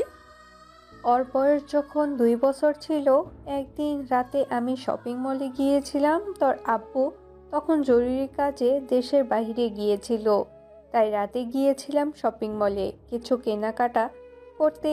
ফেরার পথে হঠাৎ গাড়িটা খারাপ হয়ে যায়, আর তখন প্রচণ্ড বৃষ্টি হতে থাকে। ড্রাইভার গাড়িটা ঠিক করতে পারছিল না। অনেকক্ষণ বসে থেকে একটা গাড়িও পাইনি রাস্তায়, তাই আর বসে না থেকে বৃষ্টির মধ্যে হেঁটে হেঁটে আমি আসছিলাম। ড্রাইভার সাথে আসেনি, আমি না করে দিয়েছিলাম আর বলেছিলাম গাড়িটা গ্যারেজে নিয়ে যেতে। আমি কিছুটা দূরে আসার পর হঠাৎ মাথা ঘুরে পড়ে যায়। আমি সেখানে পড়ে গিয়েছিলাম। তার থেকে একটু দূরেই দেখেছিলাম একটা মহিলা দাঁড়িয়েছিল। তারপর আর কিছুই মনে ছিল না, অজ্ঞান হয়ে গিয়েছিলাম। যখন জ্ঞান ফিরল, ফেরার পর শুনতে পেলাম আমার ছেলেকে পাওয়া যায়নি, সেখানে শুধু আমিই ছিলাম। তখন আমি বললাম, তুমি যেই মহিলাটির কথা বলছো সেই মহিলাটি ছিল পাগল। সে আমায় নিয়ে সেখান থেকে বস্তিতে চলে আসে, আর আমি সেখানেই ছিলাম। কিন্তু পাগল মহিলাটি হঠাৎ আমায় রেখে কোথায় হারিয়ে যায়। হারিয়ে যায়নি ওই মহিলা, আমি তোকে না পেয়ে তোর আব্বু আর আমি তোকে পাগলের মতন সারা শহর খুঁজতে থাকি, শহরের কোথাও বাকি রাখিনি। তোকে খুঁজতে একদিন রাস্তায় ওই মহিলাকে আমি দেখে চিনতে পারি। তখন তোর আব্বুকে বলি আমি অজ্ঞান হয়ে যাওয়ার সময় এই মহিলাকে দেখেছিলাম, তখন তাকে নিয়ে যায়। তোর আব্বু কিন্তু মহিলাটি পাগল থাকায় কিছুই বলতে পারিনি। আম্মু, আচ্ছা আম্মু, তুমি ভাইয়াকে কি করে চিনলে এখন? নিজের সন্তানকে কি কখনো ভোলা যায়? 10 মাস 10 দিন গর্ভে ধারণ করেছি। ছেলে যত বছর পর আসুক না কেন, মা ঠিকই তার সন্তানকে চিনতে পারবে। আর ছোটবেলায় সবাই বলতো তোর ভাইয়া তোর আব্বুর মতন দেখতে পেয়েছে, আর তোর ভাইয়ার গলায় একটা দাগ আছে, ছোটবেলা থেকে জন্মের দাগ বলে এটা, সেটা দেখতেই চিনতে পারছি। প্রতিদিন কান্না করেছি নামাজে বসে, আল্লাহর কাছে দুহাত তুলে দোয়া করেছি যেন আমার ছেলেটাকে আমার কাছে ফিরিয়ে দেয়। আল্লাহ আমার ঠিকই আমার কাছে আমার ছেলেকে ফিরিয়ে দিয়েছে। আম্মু আমার কপালে একটা চুমু দিয়ে বলল। তখন আমি কিছু বলতে যাব, তার আগেই আদিবা বলল, আম্মু, আব্বু তো জানে না, আব্বুকে ফোন করে বলি ভাইয়ার কথা। না, এখন বলার দরকার নেই। তোর আব্বুকে সারপ্রাইজ দিব। ডাক্তার কোথায় দেখতো গিয়ে আমি আর জিজ্ঞাসা কর আজ কি নিয়ে যেতে পারবো কি না। আচ্ছা ঠিক আছে, আমি ডাক্তারকে নিয়ে আসছি। এই বলেই আদিবা উঠে চলে গেল। তখন আম্মু আমায় বলল, আচ্ছা বাবা, আমায় একটা কথা বলতো, তোর এই অবস্থা কি করে হলো? এখন কি করে বলি? নীলা আমায় এমন করেছে। তখন আম্মু আমায় আবারও বলল, কি রে, কি হলো বল? আসলে আম্মু, অ্যাক্সিডেন্ট করেছি আমি বাইক থেকে পড়ে গিয়ে। আম্মু আর কিছু বলল না। তখন লিমাকে আম্মু কোলে নিয়ে বলল, আমার আম্মু তো আমায় ভুলে গিয়েছে দেখি, কথা বলে না আমার সাথে। আম্মু লিমাকে কোলে নিয়ে তখন লিমা বলল, তুমি ভুলে গেছো? তুমি পচা, তুমি আমার আর ভাইয়াকে একদিনও দেখতে যাওনি। এতদিন বস্তিতে রাখছো কেন আমাদের? ভাইয়া রিক্সা চালাতো, আর তোমরা এত বড় বাড়িতে থাকতে। আম্মু রিক্সা চালানোর কথা শুনে অবাক হয়ে গেছে। তখন আম্মু আমায় বলল, তুই রিক্সা চালাতি? কি করব বলো, পেটের ক্ষুধা মেটানোর জন্য তাই করতে হলো। আম্মু আম্মু এটা শুনে কান্না করে দিল। তখন লিমার চোখের পানি মুছে বলল, কেঁদো না আম্মু। আম্মু কিছু বলতে যাবে, তখন ডাক্তার এসে বলল, ম্যাডাম আপনি এই হাসপাতালে? আমার তো বিশ্বাস হচ্ছে না আপনি আমার হাসপাতালে আসছেন। আমার ছেলেকে নিতে আসলাম। আমি কি আমার ছেলেকে এখন নিয়ে যেতে পারবো? হ্যাঁ ম্যাডাম, এখন নিয়ে যেতে পারবেন, এখন সম্পূর্ণ বিপদমুক্ত। তারপর আরও কিছুক্ষণ কথা হলো ডাক্তারের সাথে। রাতে আমায় হাসপাতাল থেকে নিয়ে চলে আসে। আসার সময় ফাহাদকে সাথে নিয়ে আসলো, আমায় একটা রুমে নিয়ে রাখলো। রাতে আব্বু বাসায় ফেরার পর আম্মু বলল, চলো তোমায় একটা সারপ্রাইজ দিব। কি, তুমি সারপ্রাইজ দিবে? চলো আমার সাথে, চোখ বন্ধ করো তুমি এখন। তারপর আব্বু আর কোনো কথা না বলে চোখ বন্ধ করে আম্মুর সাথে যেতে লাগলো। আম্মু আমার রুমে এসে বলল, এখন চোখ খুলতে পারো। আব্বু চোখ খোলার পর আম্মু বলল, আমাদের হারিয়ে যাওয়া ছেলে কে খুঁজে পেয়েছি, দেখো এটা আমাদের ছেলে। আব্বু অবাক হয়ে তাকিয়ে আছে, আর সাথে সাথে দু চোখ দিয়ে বৃষ্টির মতো পানি ঝরে পড়ছে। তখন দৌড়ে এসে আমার গালে চুমু দিয়ে জড়িয়ে ধরে কান্না করতে লাগলো। এতটা বছর পর যদি কোনো বাবা তার ছেলেকে কাছে পায় তাহলে নিজেকে কন্ট্রোল রাখা অসম্ভব। আর আব্বু আমায় জড়িয়ে ধরে কান্না করছিল, সাথে আমিও কান্না করে দিয়েছিলাম। এত বছর পর আমি আব্বুকে পেয়েছি, বুকে টেনে নিয়েছে। আব্বু ছোটবেলা থেকে আব্বুর ভালোবাসা পাইনি, এখন তো পাবো। কিছুক্ষণ পর আব্বু বলল, তুই এতদিন কোথায় ছিলি বাবা? তোকে আমরা সারা শহর খুঁজেছিলাম, কোথাও পাইনি। তোকে ছাড়া প্রতিটা দিন কতটা কষ্টে কাটিয়েছি আল্লাহ ছাড়া আর কেউ জানে না। কান্না করো না আব্বু, এখন তো আমি আছি। তুই এতদিন কোথায় ছিলি বাবা? আমাদের কথা কি তোর একটুও মনে পড়েনি? সবচেয়ে কষ্ট পেয়েছি ছোটবেলায়, তোমাদেরকে পাইনি। অনেক মনে পড়েছে, আর প্রতিটি দিন রাতের বেলায় নিঃশব্দে কাঁদছি তোমাদের জন্য। তখন আম্মু আব্বুকে বলল, জানো আমাদের ছেলে কি করেছে? বস্তিতে থেকে রিক্সা চালিয়েছে। তুই রিক্সা চালাতিস? তাহলে কি করব বলো? পেটের ক্ষুধা মেটানোর জন্য রিক্সা চালাতে হলো। কেউ কোনো সাহায্য করেনি, রাস্তায় রাস্তায় ঘুরেছি। কেউ এসে একবারও বলেনি খাবার খেয়েছি কিনা। আমার যদি মৃত্যু হতো তাহলে কেউ এসে দেখতেও না, তাই রিক্সা চালিয়ে নিজের পেটের ক্ষুধা মিটিয়েছি। তোকে আর কোনো কষ্ট করতে হবে না। আজ থেকে তোর যা লাগবে আমায় বলবি, যত টাকা লাগবে বলবি, সব দিব। আমার কিছু লাগবে না, শুধু তোমাদের ভালোবাসা পেলেই হবে। তারপর আরও কিছুক্ষণ কথা হলো আব্বু আম্মুর সাথে। এইভাবেই কেটে গেল 3 মাস। এখন সম্পূর্ণ সুস্থ আছি আমি। আজ কলেজে যাচ্ছি। লিমা আমার সাথে এখন ঘুমায় না, আদিবার সাথে ঘুমিয়ে থাকে। কিন্তু 2টি বোন আমায় অনেক ভালোবাসে, সাথে আব্বু আম্মুকে তো আছেই। আমি যতদিন অসুস্থ ছিলাম প্রতিদিন কখনো আব্বু আমায় খাইয়ে দিত, আম্মু খাইয়ে দিত, বোন দুটিও খাইয়ে দিত। এখন আর কষ্টগুলো নেই, হ্যাপি আছি। তবে আমি হারিয়ে হয়তো ভালো হয়েছে, নয়তো আমি বুঝতে পারতাম না গরিব মানুষগুলো কতটা কষ্ট করে একবেলা খাবারের জন্য। ও ফাহাদ এখন আমাদের বাসায় থাকে। আব্বু ফাহাদকে একটা চাকরি দিয়েছে, পাশাপাশি লেখাপড়া করার সম্পূর্ণ খরচ আব্বু দেবে। আমি খাওয়া দাওয়া শেষ করে রেডি হয়ে নিচে আসার পর আব্বু বলল, কলেজে যাচ্ছিস? হ্যাঁ আব্বু, কলেজে যাচ্ছি। তাহলে তোর জন্য নতুন একটা BMW গাড়ি আনিয়েছি গতকাল রাতে, সেটা নিয়ে কলেজে যা, আর সাথে কার্ড নিয়ে যা কিছু। না আব্বু, এখন না, সময় হলে আমি নিয়ে যাব। দেখ বাবা, তোকে আমি অনেক বছর পর কাছে পেয়েছি। এবার আমি চাই না তোর কিছু কোনো ক্ষতি হোক, তাই বলছি কি গাড়িটা নিয়ে যা। তুমি চিন্তা করো না, আমার কিচ্ছু হবে না। ঠিক আছে, তোর ইচ্ছে। আর ফাহাদ তোর দাঁড়িয়ে আছে বাসার বাইরে। পাশেই আদিবা দাঁড়িয়েছিল। তখন আমি বললাম, কি রে, তুই স্কুলে যাবি না? ও, আপনাদের বলতে ভুলে গেছি, আদিবা 8ম শ্রেণীতে পড়ে। তখন আদিবা বলল, না ভাইয়া তুমি যাও, আজ আমি যাব না, কাজ আছে আমার আজ। তখন আমি লিমাকে দেখলাম আব্বুর কোলে বসে গেম খেলছে। আমি বললাম, কি রে, তুই আজ স্কুলে যাবি না? আমি এখন গেম খেলছি, বিজি আছি, তুমি কলেজে যাও। তখন আম্মু এসে বলল, বাবা তুই আজ একাই যা। তারপর আব্বু আম্মুর কাছ থেকে বিদায় নিয়ে চলে আসলাম বাসার বাইরে। এসে দেখি ফাহাদ দাঁড়িয়ে আছে। তখন আমি কাছে গিয়ে বললাম, চল দোস্ত, তাহলে কলেজে যাওয়া যাক। ও, আর একটা কথা বলতে ভুলে গেছি, ফাহাদ আর আমি এক বন্ধু, তাই তুই তুই করেই বলি। তখন ফাহাদ আমায় বলল, কি রে, হেঁটে যাবি নাকি কলেজে? আজ হেঁটে যাব, চল। কেন হেঁটে যাবি কেন? তোর জন্য নতুন গাড়ি নিয়ে আসছে, আমি কিছু গাছ রেডি করলাম তোর সাথে যাবে বলে। না দোস্ত, এখন এই গাড়ি আর লোকজনকে নিয়ে যাওয়া যাবে না। কেন, কি সমস্যা? নীলাকে কিছু একটা করতে হবে। আমি কোনো দোষ করিনি, তবু এমন অত্যাচার করেছে আমার ওপর।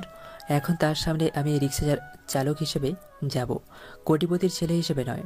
তাকে এমন কিছু একটা করতে হবে যেন অহংকার আর না থাকে, গরিব কোনো মানুষের ওপর এমন ঘৃণা অত্যাচার না করে। তাহলে ঠিক আছে, তা কি করবি তুই ওর সাথে? দেখতে থাক শুধু কি হয় এখন। ঠিক আছে, দেখি কি করিস। আর নীলাকে কঠিন শাস্তি দিবি কিন্তু। চল, এখন কলেজের সময় হয়ে যাবে। চল। তারপর আমি আর ফাহাদ হেঁটে যেতে লাগলাম। আমাদের বাসা থেকে কলেজ কিছুটা দূরে, হেঁটে গেলে 10 মিনিট সময় লাগে। আমি আর ফাহাদ হেঁটে হেঁটে যাচ্ছি। কিছুটা দূরে যাওয়ার পর দেখতে পেলাম গ্রামের সেই চাচা বসে আছে রাস্তায়। আপনারা চিনতে পারলেন না মনে হয়। দাঁড়ান বলছি, কোন চাচা? একদিন আমি একটা দোকানে বসেছিলাম, তখন একটা বয়স্ক লোক কাপড় কিনতে আসছিল, যে সেই চাচা। তখন আমি আর ফাহাদ ওই চাচার কাছে গেলাম, গিয়ে সালাম দিয়ে বললাম, কেমন আছেন আপনি চাচা?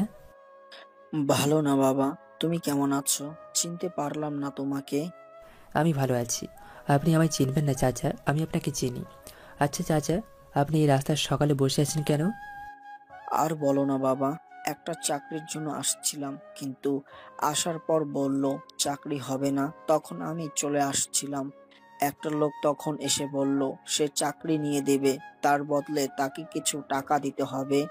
তখন আমি তাকে 1000 টাকা দেই চাকরির জন্য, কিন্তু লোকটা টাকা নিয়ে চলে গেছে আর চাকরিটা হয়নি। আপনার তাকে টাকা দেওয়া ঠিক হয়নি চাচা। কি করব বলো, চাকরির খুব দরকার, কষ্ট হচ্ছে সংসার চালাতে, কিন্তু কোনো কাজ পাচ্ছি না, তাই দিয়ে দিলাম যদি চাকরিটা হয়।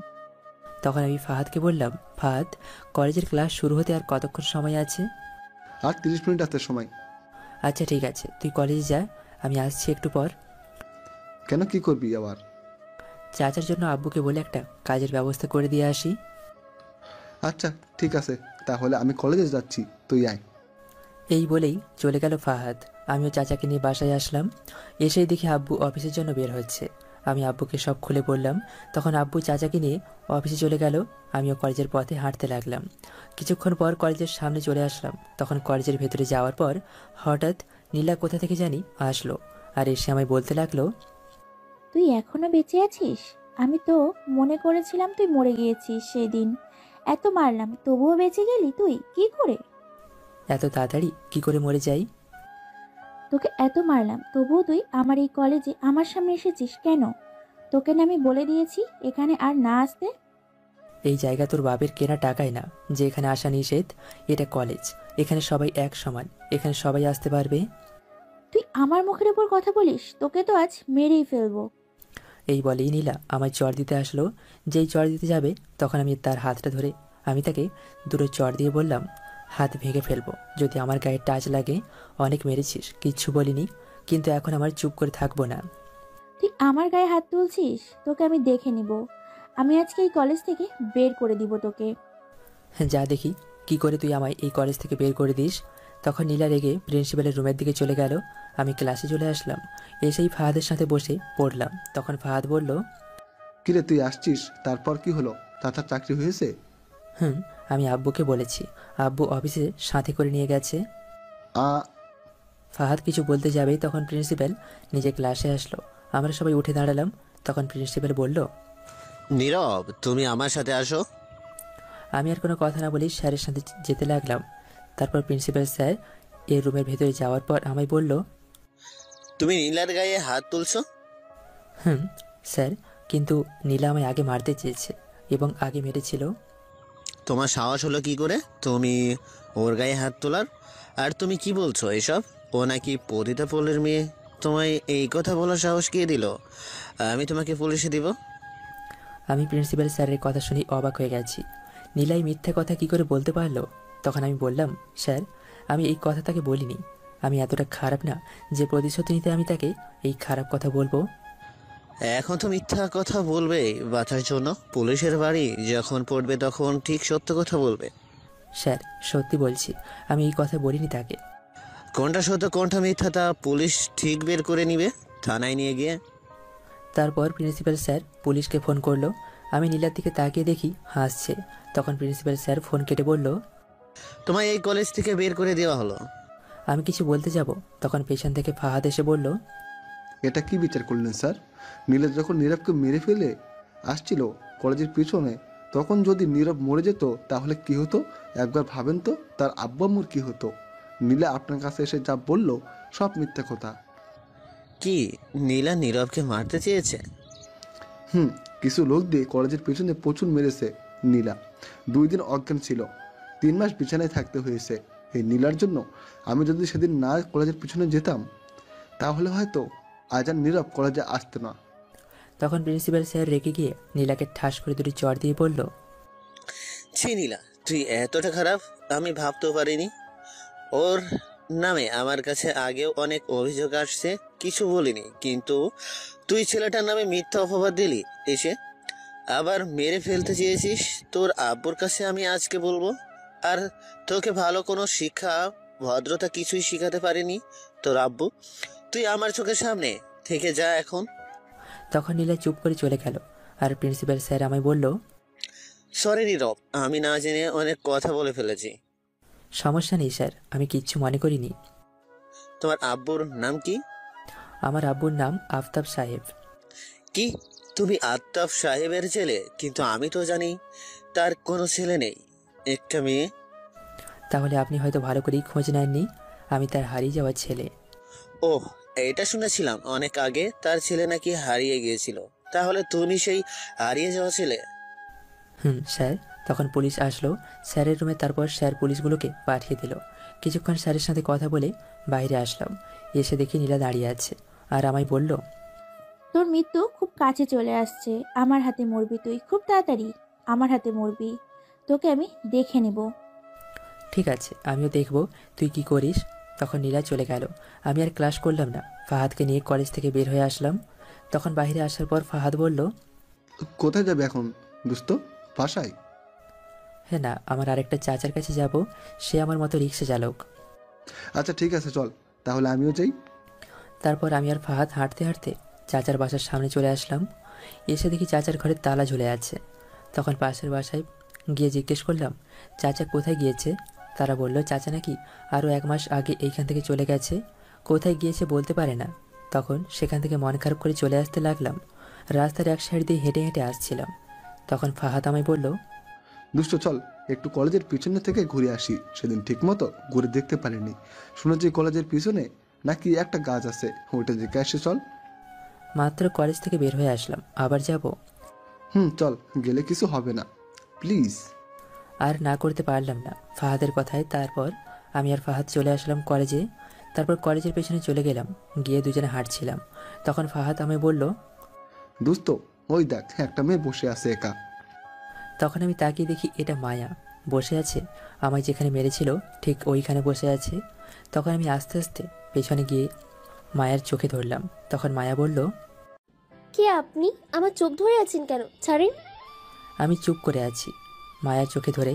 তখন মায়া আবার বলল, কি হলো? ছাড়ুন আমায় আর সামনে আসুন। তখন আমি মায়ার চোখ থেকে হাত সরিয়ে নিলাম। তখন মায়া পেছনে ফিরে তাকিয়ে দেখে আমি। তখন মায়া উঠে লাফ দিয়ে আমার কোমরে তার 2 পা দিয়ে পেঁচিয়ে শক্ত করে জড়িয়ে ধরে পাগলের মতো আমার সারা মুখে কিস করতে লাগলো আর কান্না করতে লাগলো। আমি তো মায়ার কাণ্ড দেখে অবাক হয়ে গেছি। তখন মায়া কান্না করতে করতে আমায় বলল, তুমি এতদিন কোথায় ছিলে আমায় রেখে? জানো নীলা বলছিল তুমি নাকি আর বেঁচে নেই, আর বলল তোমাকে এখানে মেরে ফেলে রাখছে। তখন আমি দৌড়ে এসে দেখি তুমি নেই। তখন খুব কষ্ট হচ্ছিল, তোমায় ছাড়া কি করে থাকবো আমি যদি তুমি না থাকো। কিন্তু আমার মন বলছিল তুমি ঠিকই বেঁচে আছো। খুব কষ্ট হয়েছে এতদিন আমার তোমাকে ছাড়া থাকতে। আমি কিছু বলতে যাব, তখন মায়া আবার আমার সারা মুখে কিস করতে লাগলো। মনে হয় পাগল হয়ে গেছে। ফাহাদ এটা দেখে বলল, দোস্ত তুই রোমান্স কর, আমি যাই, পরে দেখা হবে। এই বলে ফাহাদ চলে গেল আর মায়া কিস করতেই আছে। তখন আমি বললাম, তোমার কিস করা হয়েছে, এবার থামো একটু। এটা বলার সাথে সাথেই আমার ঠোঁটগুলো তার দখলে নিয়ে নিল। কি আর বলবো, ফুঁপিয়ে ফুঁপিয়ে কান্না করছিল আর আমার ঠোঁট খাচ্ছিল। 10 মিনিট পর ছেড়ে আমায় শক্ত করে জড়িয়ে ধরে রইল, মনে হচ্ছে তার কাছ থেকে আমায় কেউ কেড়ে নিয়ে যাবে। তখন আমি বললাম, একটু আস্তে জড়িয়ে ধরো, ব্যথা পাচ্ছি তো। কিন্তু মায়া আমার কোনো কথাই শুনছে না, জড়িয়ে ধরে কান্না করছে। আমি বুঝতে পারছি না মায়া আমায় অনেক ভালোবাসে। এতদিন পর কাছে পেয়ে নিজেকে সামলে নিতে পারছে না। আর এটা যদি আমার দিক থেকে হতো তাহলে হয়তো আমিও এমন করতাম। তাই আর বাধা দিলাম না, কাঁদুক, যদি একটু তার ভালো লাগে। কিছুক্ষণ পর একটু কান্না থামলো। তখন আমি মায়াকে ছাড়িয়ে আমার সামনে আনলাম। তার দিকে তাকিয়ে আমি অবাক হয়ে গেছি। 3 মাস আগের মায়া আর এখনকার মায়াকে মেলাতে পারছি না, অনেকটা শুকিয়ে গেছে। মায়া তার চোখের নিচ কালো হয়ে গেছে। তখন আমি তার চোখের পানি মুছে দিয়ে বললাম, ওই পাগলি, কাঁদছো কেন? আমার জানটা ফিরে এসেছে তাই। কে তোমার জান? কে আবার? তুমি আমার জান, বেঁচে থাকার নিঃশ্বাস। ভালোবাসো আমায়? অনেক ভালোবাসি, নিজের জীবনের থেকেও বেশি। এমন শুকিয়ে গেছো কেন? আমার জানটা ছিল না তাই তার চিন্তা করে।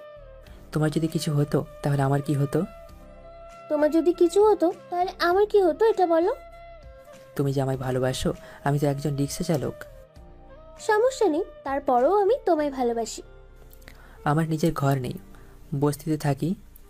আমি রাস্তায় থাকতে রাজি আছি তোমার সাথে, শুধু ভালোবেসে সারা জীবন পাশে থেকো, তোমার বুকে মাথা রাখতে দিও, তাহলেই হবে। ঠিক আছে, এই তোমার হাতটি ধরলাম, কথা দিলাম সারা জীবন ভালোবাসবো। তখন মায়া আমাকে জড়িয়ে ধরলো, আমিও সাথে জড়িয়ে ধরলাম। আমিও মায়াকে ভালোবাসি। এমনি একটা ভালোবাসার মানুষ প্রয়োজন, তাহলে জীবনটা সুন্দর করে গুছিয়ে দিতে পারবে। তখন মায়া আমায় ছেড়ে বলল, আমি আগামীকাল বাসায় যাব। আব্বু আম্মু ফোন করেছিল বাসায় যেতে। আরো 15 দিন আগে থেকে বলেছে যেতে, আমি যাইনি। আগামীকাল সকালে বাসায় যাব, একদিন থেকে আবার চলে আসব। আচ্ছা ঠিক আছে, যাও। কিন্তু আমার যেতে মন চাইছে না। একদিনের ব্যাপার, সমস্যা নেই, ফোনে কথা হবে। আচ্ছা, আরেকটা কথা, তুমি যে আমায় ভালোবাসো এটা কবে থেকে? অনেকদিন আগে থেকেই তোমায় প্রতিদিন দেখতাম রিক্সা চালাতে, আর আমি তোমায় দেখার জন্য দাঁড়িয়ে থাকতাম। তখন বুঝতে পারিনি এটা ভালোবাসা, তখন শুধু তোমায় ভালো লাগতো। আর কিছুদিন পর তোমার রিক্সায় সাহস করে উঠি, তোমার ফোন নাম্বার নিলাম। তারপর সেদিন আমার এই বান্ধবীকে নিয়ে আসলাম। তারপর কি হলো তুমি তো জানো। যখন কলেজে এসে তোমার ভর্তি করলাম, বিশ্বাস করো সেদিন সারা রাত ঘুমাতে পারিনি, শুধু তোমার কথা ভেবেছিলাম। আর তখন বুঝতে পারছি আমি তোমায় ভালোবাসি। তাই কিছুদিন পর কি হলো সেটা তো তুমি জানো, আর 3 মাসের জন্য হারিয়ে গেছো। আচ্ছা, এখন তাহলে চলো বাসায় যাওয়া যাক, আমার একটা কাজ আছে। আমার যেতে মন চাইছে না, তোমার সাথে থাকতে মন চাইছে।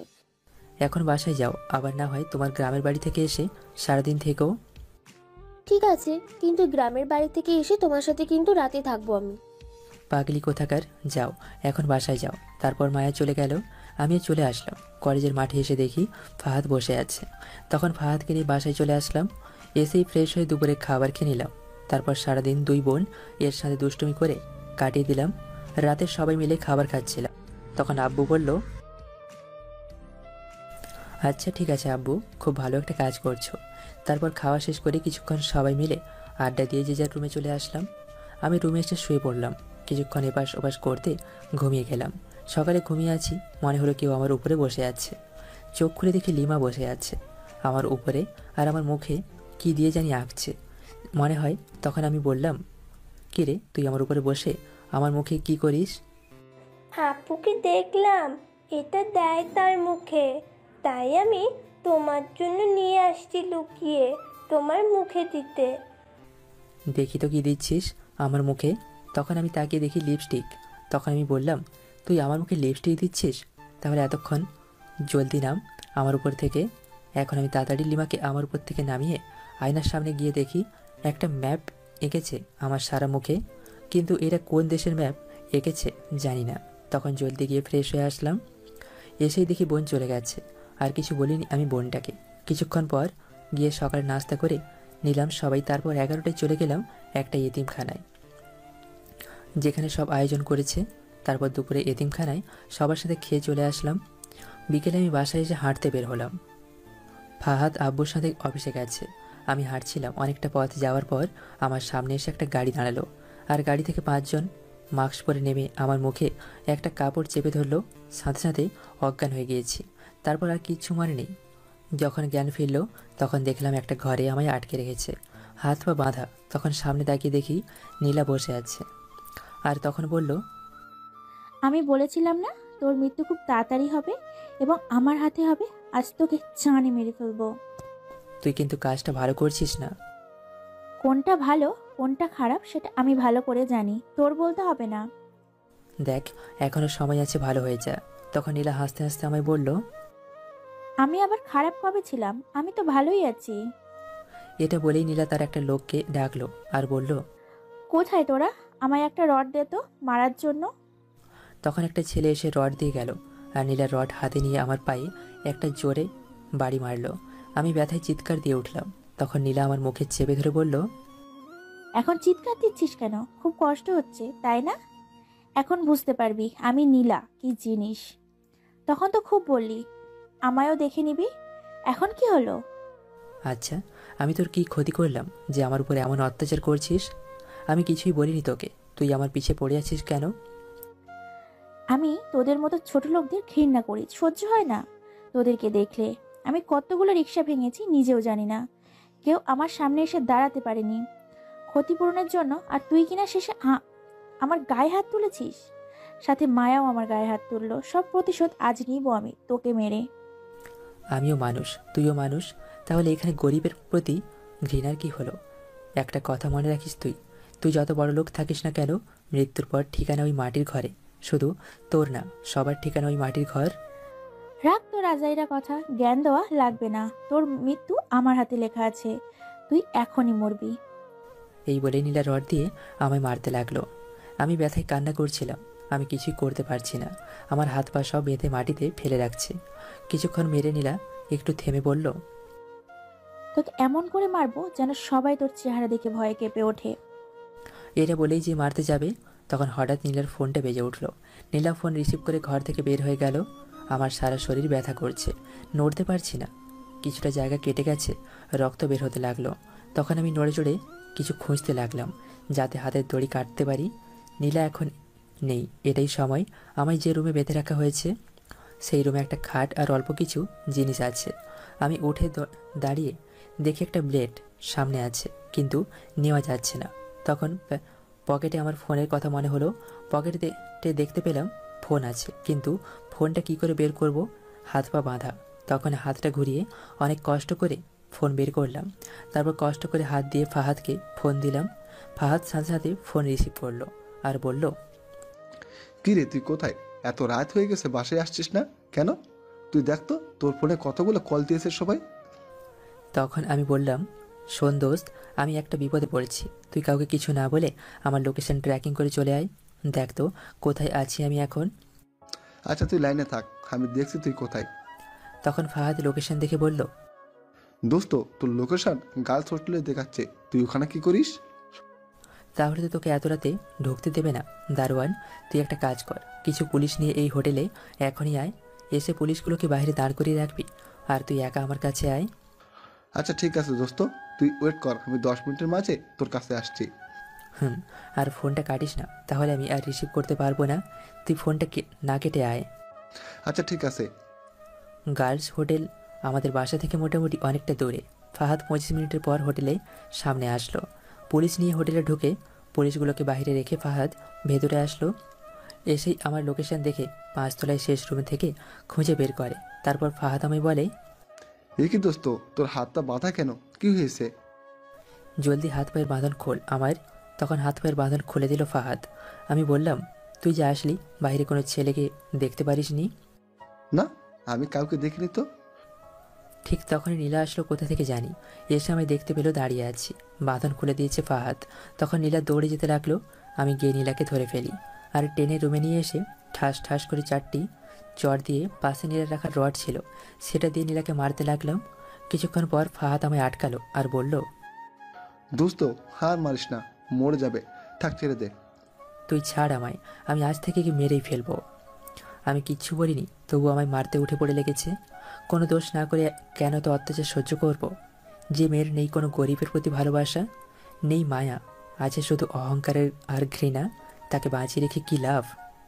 ছাড় তো, ও খারাপ বলে তুই কি ওকে মেরে খারাপ হবে নাকি? প্রয়োজন হলে তাই হব। আমি একে কিছু করিনি, তবু শুধু শুধু আমার উপর এমন অত্যাচার করছে। আজ আবার নিয়ে আসছে জানে মেরে ফেলতে আমায়।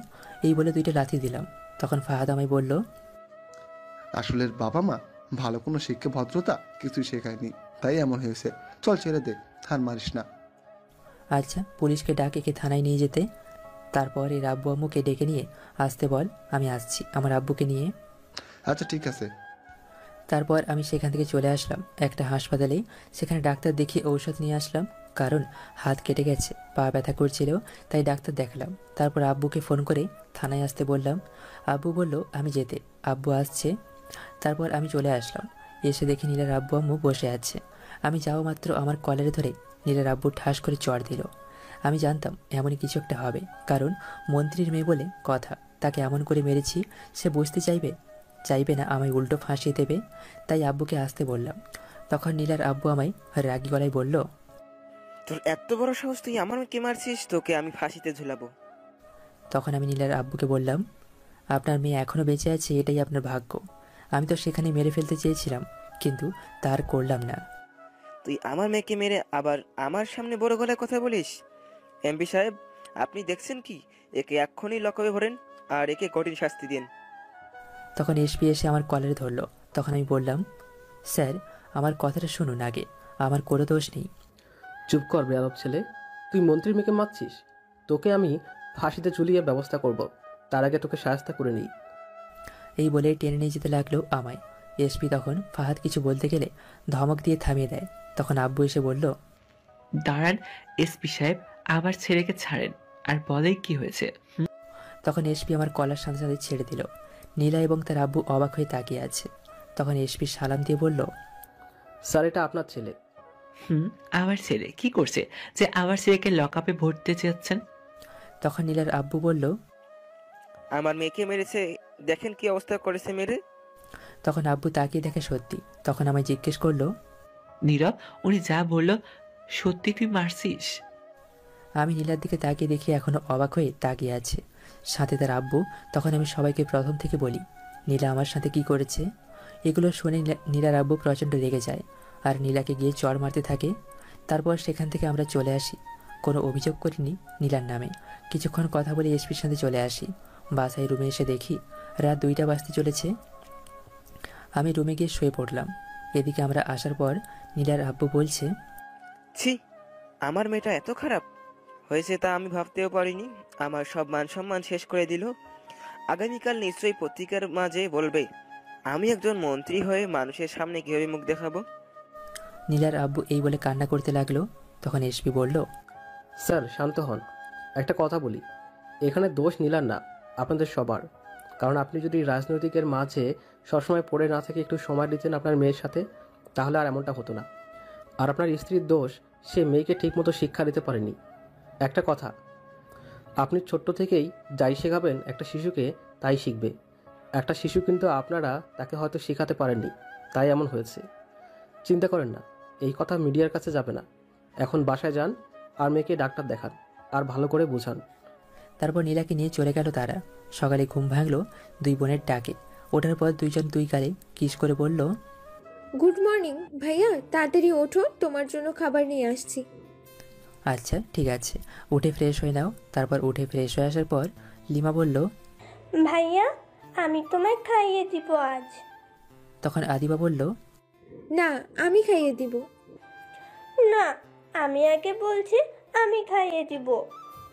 আমি বলেছি তো আমি খাইয়ে দিব, তোর খাইয়ে দিতে হবে না। শয়তান, তুই খাইয়ে দিবি তাই না? দাঁড়া তুই। এই বলে লিমা বালিশ নিয়ে আদিবাকে মারতে লাগলো। আমি দাঁড়িয়ে দেখছিলাম আর হাসছিলাম। ঝগড়া দেখছিলাম, খুব ভালো লাগছিল। তখন আমি গিয়ে লিমাকে আটকালাম আর বললাম, হয়েছে, মারামারি করতে হবে না, দুজনে একসাথে খাইয়ে দে, তাহলে আর সমস্যা হবে না। ঠিক আছে, কিন্তু আমি আগে খাইয়ে দিব। না আমি খাইয়ে দেব আগে, কারণ আমি খাবার নিয়ে আসছি। আম্মু আমার কাছে খাবার দিয়েছিল, কিন্তু আমি ছোট্ট থাকায় তারপর তোমার কাছে দিয়েছে। আমি প্রথম খাইয়ে দিব। না আমি খাইয়ে দিব। তখন রুমে আম্মু আসলো আর বলল, কি হয়েছে এইখানে? তখন আমি গিয়ে আম্মুর গলায় জড়িয়ে ধরে বললাম, তারা দুইজন আমায় আগে খাইয়ে দেবে, সেটা নিয়ে ঝগড়া করছে। কারো খাইয়ে দিতে হবে না, আমি তোদের 3 জনকে খাইয়ে দিচ্ছি। তখন আদিবা বলল, ঠিক আছে আম্মু, তাহলে তুমিই খাইয়ে দাও। তারপর আম্মু আমাদের 3 জনকে খাইয়ে দিয়ে চলে গেল। আম্মু যাওয়ার পর আমরা ভাই বোন মিলে দুষ্টুমি করছিলাম। তখন ফোনটা বেজে উঠলো। তাকে দেখি মায়া ফোন করেছে।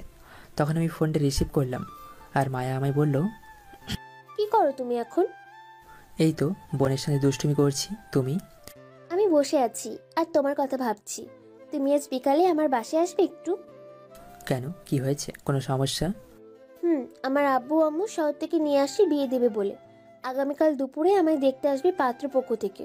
কিন্তু আমি এই বিয়ে করব না, তোমায় ছাড়া আর কাউকে বিয়ে করব না। তুমি একটু জলদি আসো আর আব্বুর সাথে কথা বলো এসে। আচ্ছা ঠিক আছে, তুমি চিন্তা করো না, আমি আসছি এখনই। আচ্ছা ঠিক আছে, তাড়াতাড়ি আসো। এখন ফোন রাখছি, আমার কাজ আছে কিছু। তারপর মায়া ফোন কেটে দিল। আমি তাকিয়ে দেখি আদিব আমার সামনে আমার দিকে তাকিয়ে আছে। তখন ও বলল, কে ফোন করেছে ভাইয়া? মেয়ের কণ্ঠ শুনলাম। তোর ভাবি ফোন করেছে, বলছে তাড়াতাড়ি নিয়ে আসতে। তুমি বিয়ে করলে কবে? বিয়ে করিনি, করব। এখন সামনে থেকে সর, আম্মুকে বলে নিয়ে আসার ব্যবস্থা করি। তারপর আম্মুর রুমে গিয়ে দেখি আব্বু আম্মু একসাথে বসে আছে। আমি কাছে যাওয়ার পর আব্বু বলল, কিছু বলবি বাবা তুই? আব্বু, কিন্তু কি করে যে বলি। বলে ফেল, কি বলবি? আব্বু, আমি একটি মেয়েকে পছন্দ করি, মানে খুব ভালোবাসি। ও আচ্ছা, এই কথা। মেয়েটার বাড়ি কোথায় জানলে নিয়ে চল, গিয়ে বিয়ের কথা বলে আসি। তখন আম্মু আমায় বলল, খুব ভালো কাজ করেছিস বাবা তুই। তোর আব্বু চাইছিল কোথাও ঘুরে আসতে, সবাইকে নিয়ে যাক, তাহলে আমি বৌমা পেয়ে গেলাম আর ঘোরাঘুরিও হলো। আপু তাহলে চলো এখন যেতে হবে। ঠিক আছে, গিয়ে রেডি হয়ে আয়, আমিও রেডি হচ্ছি। তারপর আমি গিয়ে রেডি হয়ে নিচে আসলাম। কিছুক্ষণ পর আমার বোন, আম্মু, আব্বু সবাই আসলো। তারপর আমরা গিয়ে গাড়িতে উঠলাম। আমি আর বোন একটা গাড়িতে উঠলাম, আম্মু আর আব্বু একটা গাড়িতে উঠলো। মায়ার গ্রামের বাড়ি কুমিল্লা। 3 ঘন্টা পর চলে গেলাম। গাড়িটা মায়ার বাসের কিছুটা দূরে রাখতে হলো, কারণ রাস্তা ভালো না, গাড়ি যেতে পারবে না। সেখান থেকে হেঁটে মায়াদের বাসার সামনে গেলাম। যাওয়ার পর দেখি মায়া বাহিরে বসে থালা বাসন পরিষ্কার করছে। মায়াদের ঘরটা ছোট্ট একটা ঘর, 2টি রুম, টিনের ঘর, কিন্তু তাদের বাসার সামনে খুব সুন্দর করে সাজানো, ফুল গাছ দিয়ে, অনেক রকম ফুল গাছ, সব মিলিয়ে খুব সুন্দর। তখন আমি মায়ের সামনে গেলাম। মায়া আমায় দেখে অবাক হয়ে তাকিয়ে আছে। পাশে না দেখেই আমায় এসে জড়িয়ে ধরলো আর বলল, তুমি তো তাড়াতাড়ি চলে আসবে আমি সত্যি ভাবতেই পারিনি। আমি কিছু বলার আগেই আমার বোন আদিবা বলল, ভাবি আমরা কিন্তু আছি এখানে, একটু দেখেন তাকিয়ে। মায়া তাকিয়ে দেখে কিছুটা লজ্জা পেল। তখন আমি বললাম, এটা হচ্ছে আমার আম্মু, আর এটা হচ্ছে আমার আব্বু, আর এটা হচ্ছে আমার বোন আদিবা, আর এটা হচ্ছে আমার পিচ্চি বোন লিমা। তখন মায়া মাথায় ওড়না দিয়ে গিয়ে আব্বু আম্মুকে পায়ে ধরে সালাম করলো আর বলল, ভেতরে আসেন, আব্বু একটু বাজারে গেছেন, আম্মু ভেতরে আছে। তখন মায়া আম্মু আব্বু সবাইকে ঘরে নিয়ে গেল, শুধু আমায় যেতে দিল না, আমায় টেনে রান্নাঘরে নিয়ে গেল। তখন আমি বললাম, কি হয়েছে, এমন করে টানছো কেন? উত্তর পরে দিচ্ছি, তার আগে তোমার ঠোঁটটাকে একটু আদর করে নি। এই রান্নাঘরে কিস করতে নিয়ে আসছো? 38 ঘন্টা হলো তোমার ঠোঁট খাইনি, আর থাকতে পারছি না, এখন খেয়ে নিই, তারপর নয় কথা হবে। এই বলে লাফ দিয়ে আমার কোমরে উঠে 2 পা দিয়ে পেঁচিয়ে ধরলো আর হাত দিয়ে মাথায় ধরে পাগলের মতো ঠোঁটগুলো টেনে খেতে লাগলো। 5 মিনিট হয়ে গেছে, তবুও ছাড়তে চাইছে না। আস্তে আস্তে পাগলাম আরও বাড়তে লাগলো। আমি তখন চেষ্টা করলাম ছাড়াতে, কিন্তু পারছিলাম না। তখন মায়ের আম্মু মায়াকে ডাকলো ঘর থেকে, কিন্তু মায়ার সেদিকে কোনো খেয়াল নেই, সে কিস করতেই আছে। তখন মায়ের আম্মু আবারও ডাকলো, তখন আমি জোর করে ছাড়িয়ে দিলাম। তখন মায়া কান্না করতে করতে বলল, আমি ঠোঁট খাবো তোমার, আমি ঠোঁট খাবো, দাও আমায় তাড়াতাড়ি দাও। কেমন পাগল মেয়ে, কিস করার জন্য কান্না করছে। তখন আমি বললাম, তোমার আম্মু ডাকছে, এখন যাও, গিয়ে শুনে আসো, বিয়ের পর না হয় সারাদিন কিস করো, এখন যাও। আচ্ছা ঠিক আছে, তাহলে যাচ্ছি, কিন্তু পরে আবার কিস করতে দিতে হবে। আচ্ছা ঠিক আছে, এখন জলদি যাও। তার আগে আমায় বলো, তুমি না বললে তোমার কেউ নেই একটা বোন ছাড়া, তাহলে তোমার আব্বু আম্মু কোথা থেকে আসলেন? আমার আব্বু আম্মু ছিল, কিন্তু আমি ছিলাম না তাদের কাছে, কারণ আমি তাদের কাছ থেকে হারিয়ে গিয়েছিলাম। কি করে হারিয়ে গিয়েছিল? সেটা অনেক বড় কাহিনী, পরে একদিন বলবো, এখন যাও। ঠিক আছে, পরে কিন্তু কিস করতে হবে, আমি যাচ্ছি। আচ্ছা ঠিক আছে, যাও। তখন মায়া খুশিতে লাফাতে লাফাতে চলে গেল। মায়ের আব্বু কিছুক্ষণ পর বাজার থেকে আসলো। তখন আমার আব্বুকে দেখে অবাক হয়ে গেছে আর বলল, স্যার আপনি এই গরিবের ঘরে আসলেন কি মনে করে? মায়ের আব্বু হয়তো চেনে, বাংলাদেশের 1 নাম্বার বিজনেসম্যান, তাই হয়তো দেখে এমন কথা বলছে। তখন আব্বু বলল, স্যার বলেন কেন আমরা এখন বেয়াই, ঠিক বুঝতে পারছি না। তাহলে বুঝিয়ে বলছি, আমার ছেলে আপনার মেয়েকে দুজনকে ভালোবাসে, তাই আপনার মেয়েকে আসলাম আমার ছেলের বউ করে নিতে। আপনার মেয়ে এখন যদি আপনি বলেন তাহলে বিয়ের ডেট ফাইনাল করব। কিন্তু আমরা তো গরিব, আপনাদের সাথে মিলে না। গরিব আর বড়লোক কি হলো, আপনিও একজন মানুষ, আমিও একজন মানুষ। আমি নয় টাকার দিক দিয়ে বড়লোক, আপনি সেদিক থেকে কম। একটা কথা মনে রাখতে হবে, সেটা হচ্ছে এই টাকার বাড়ি গাড়ি সম্পদ কিচ্ছু যাবে না, সাথে মৃত্যুর পর ঠিকানাই। সবার একটাই মাটির ঘর, তাহলে এই টাকা সম্পদ দিয়ে কেন তো অহংকার করবো, বুঝলেন বেয়াই? তখন আব্বু গিয়ে মায়ের আব্বুকে জড়িয়ে ধরে বলল, এখন তো মিলে গেছে আমরা, তাহলে আর কোনো পার্থক্য রইল না। বেয়াই, বিয়ের তারিখ ঠিক করা যাক এখন।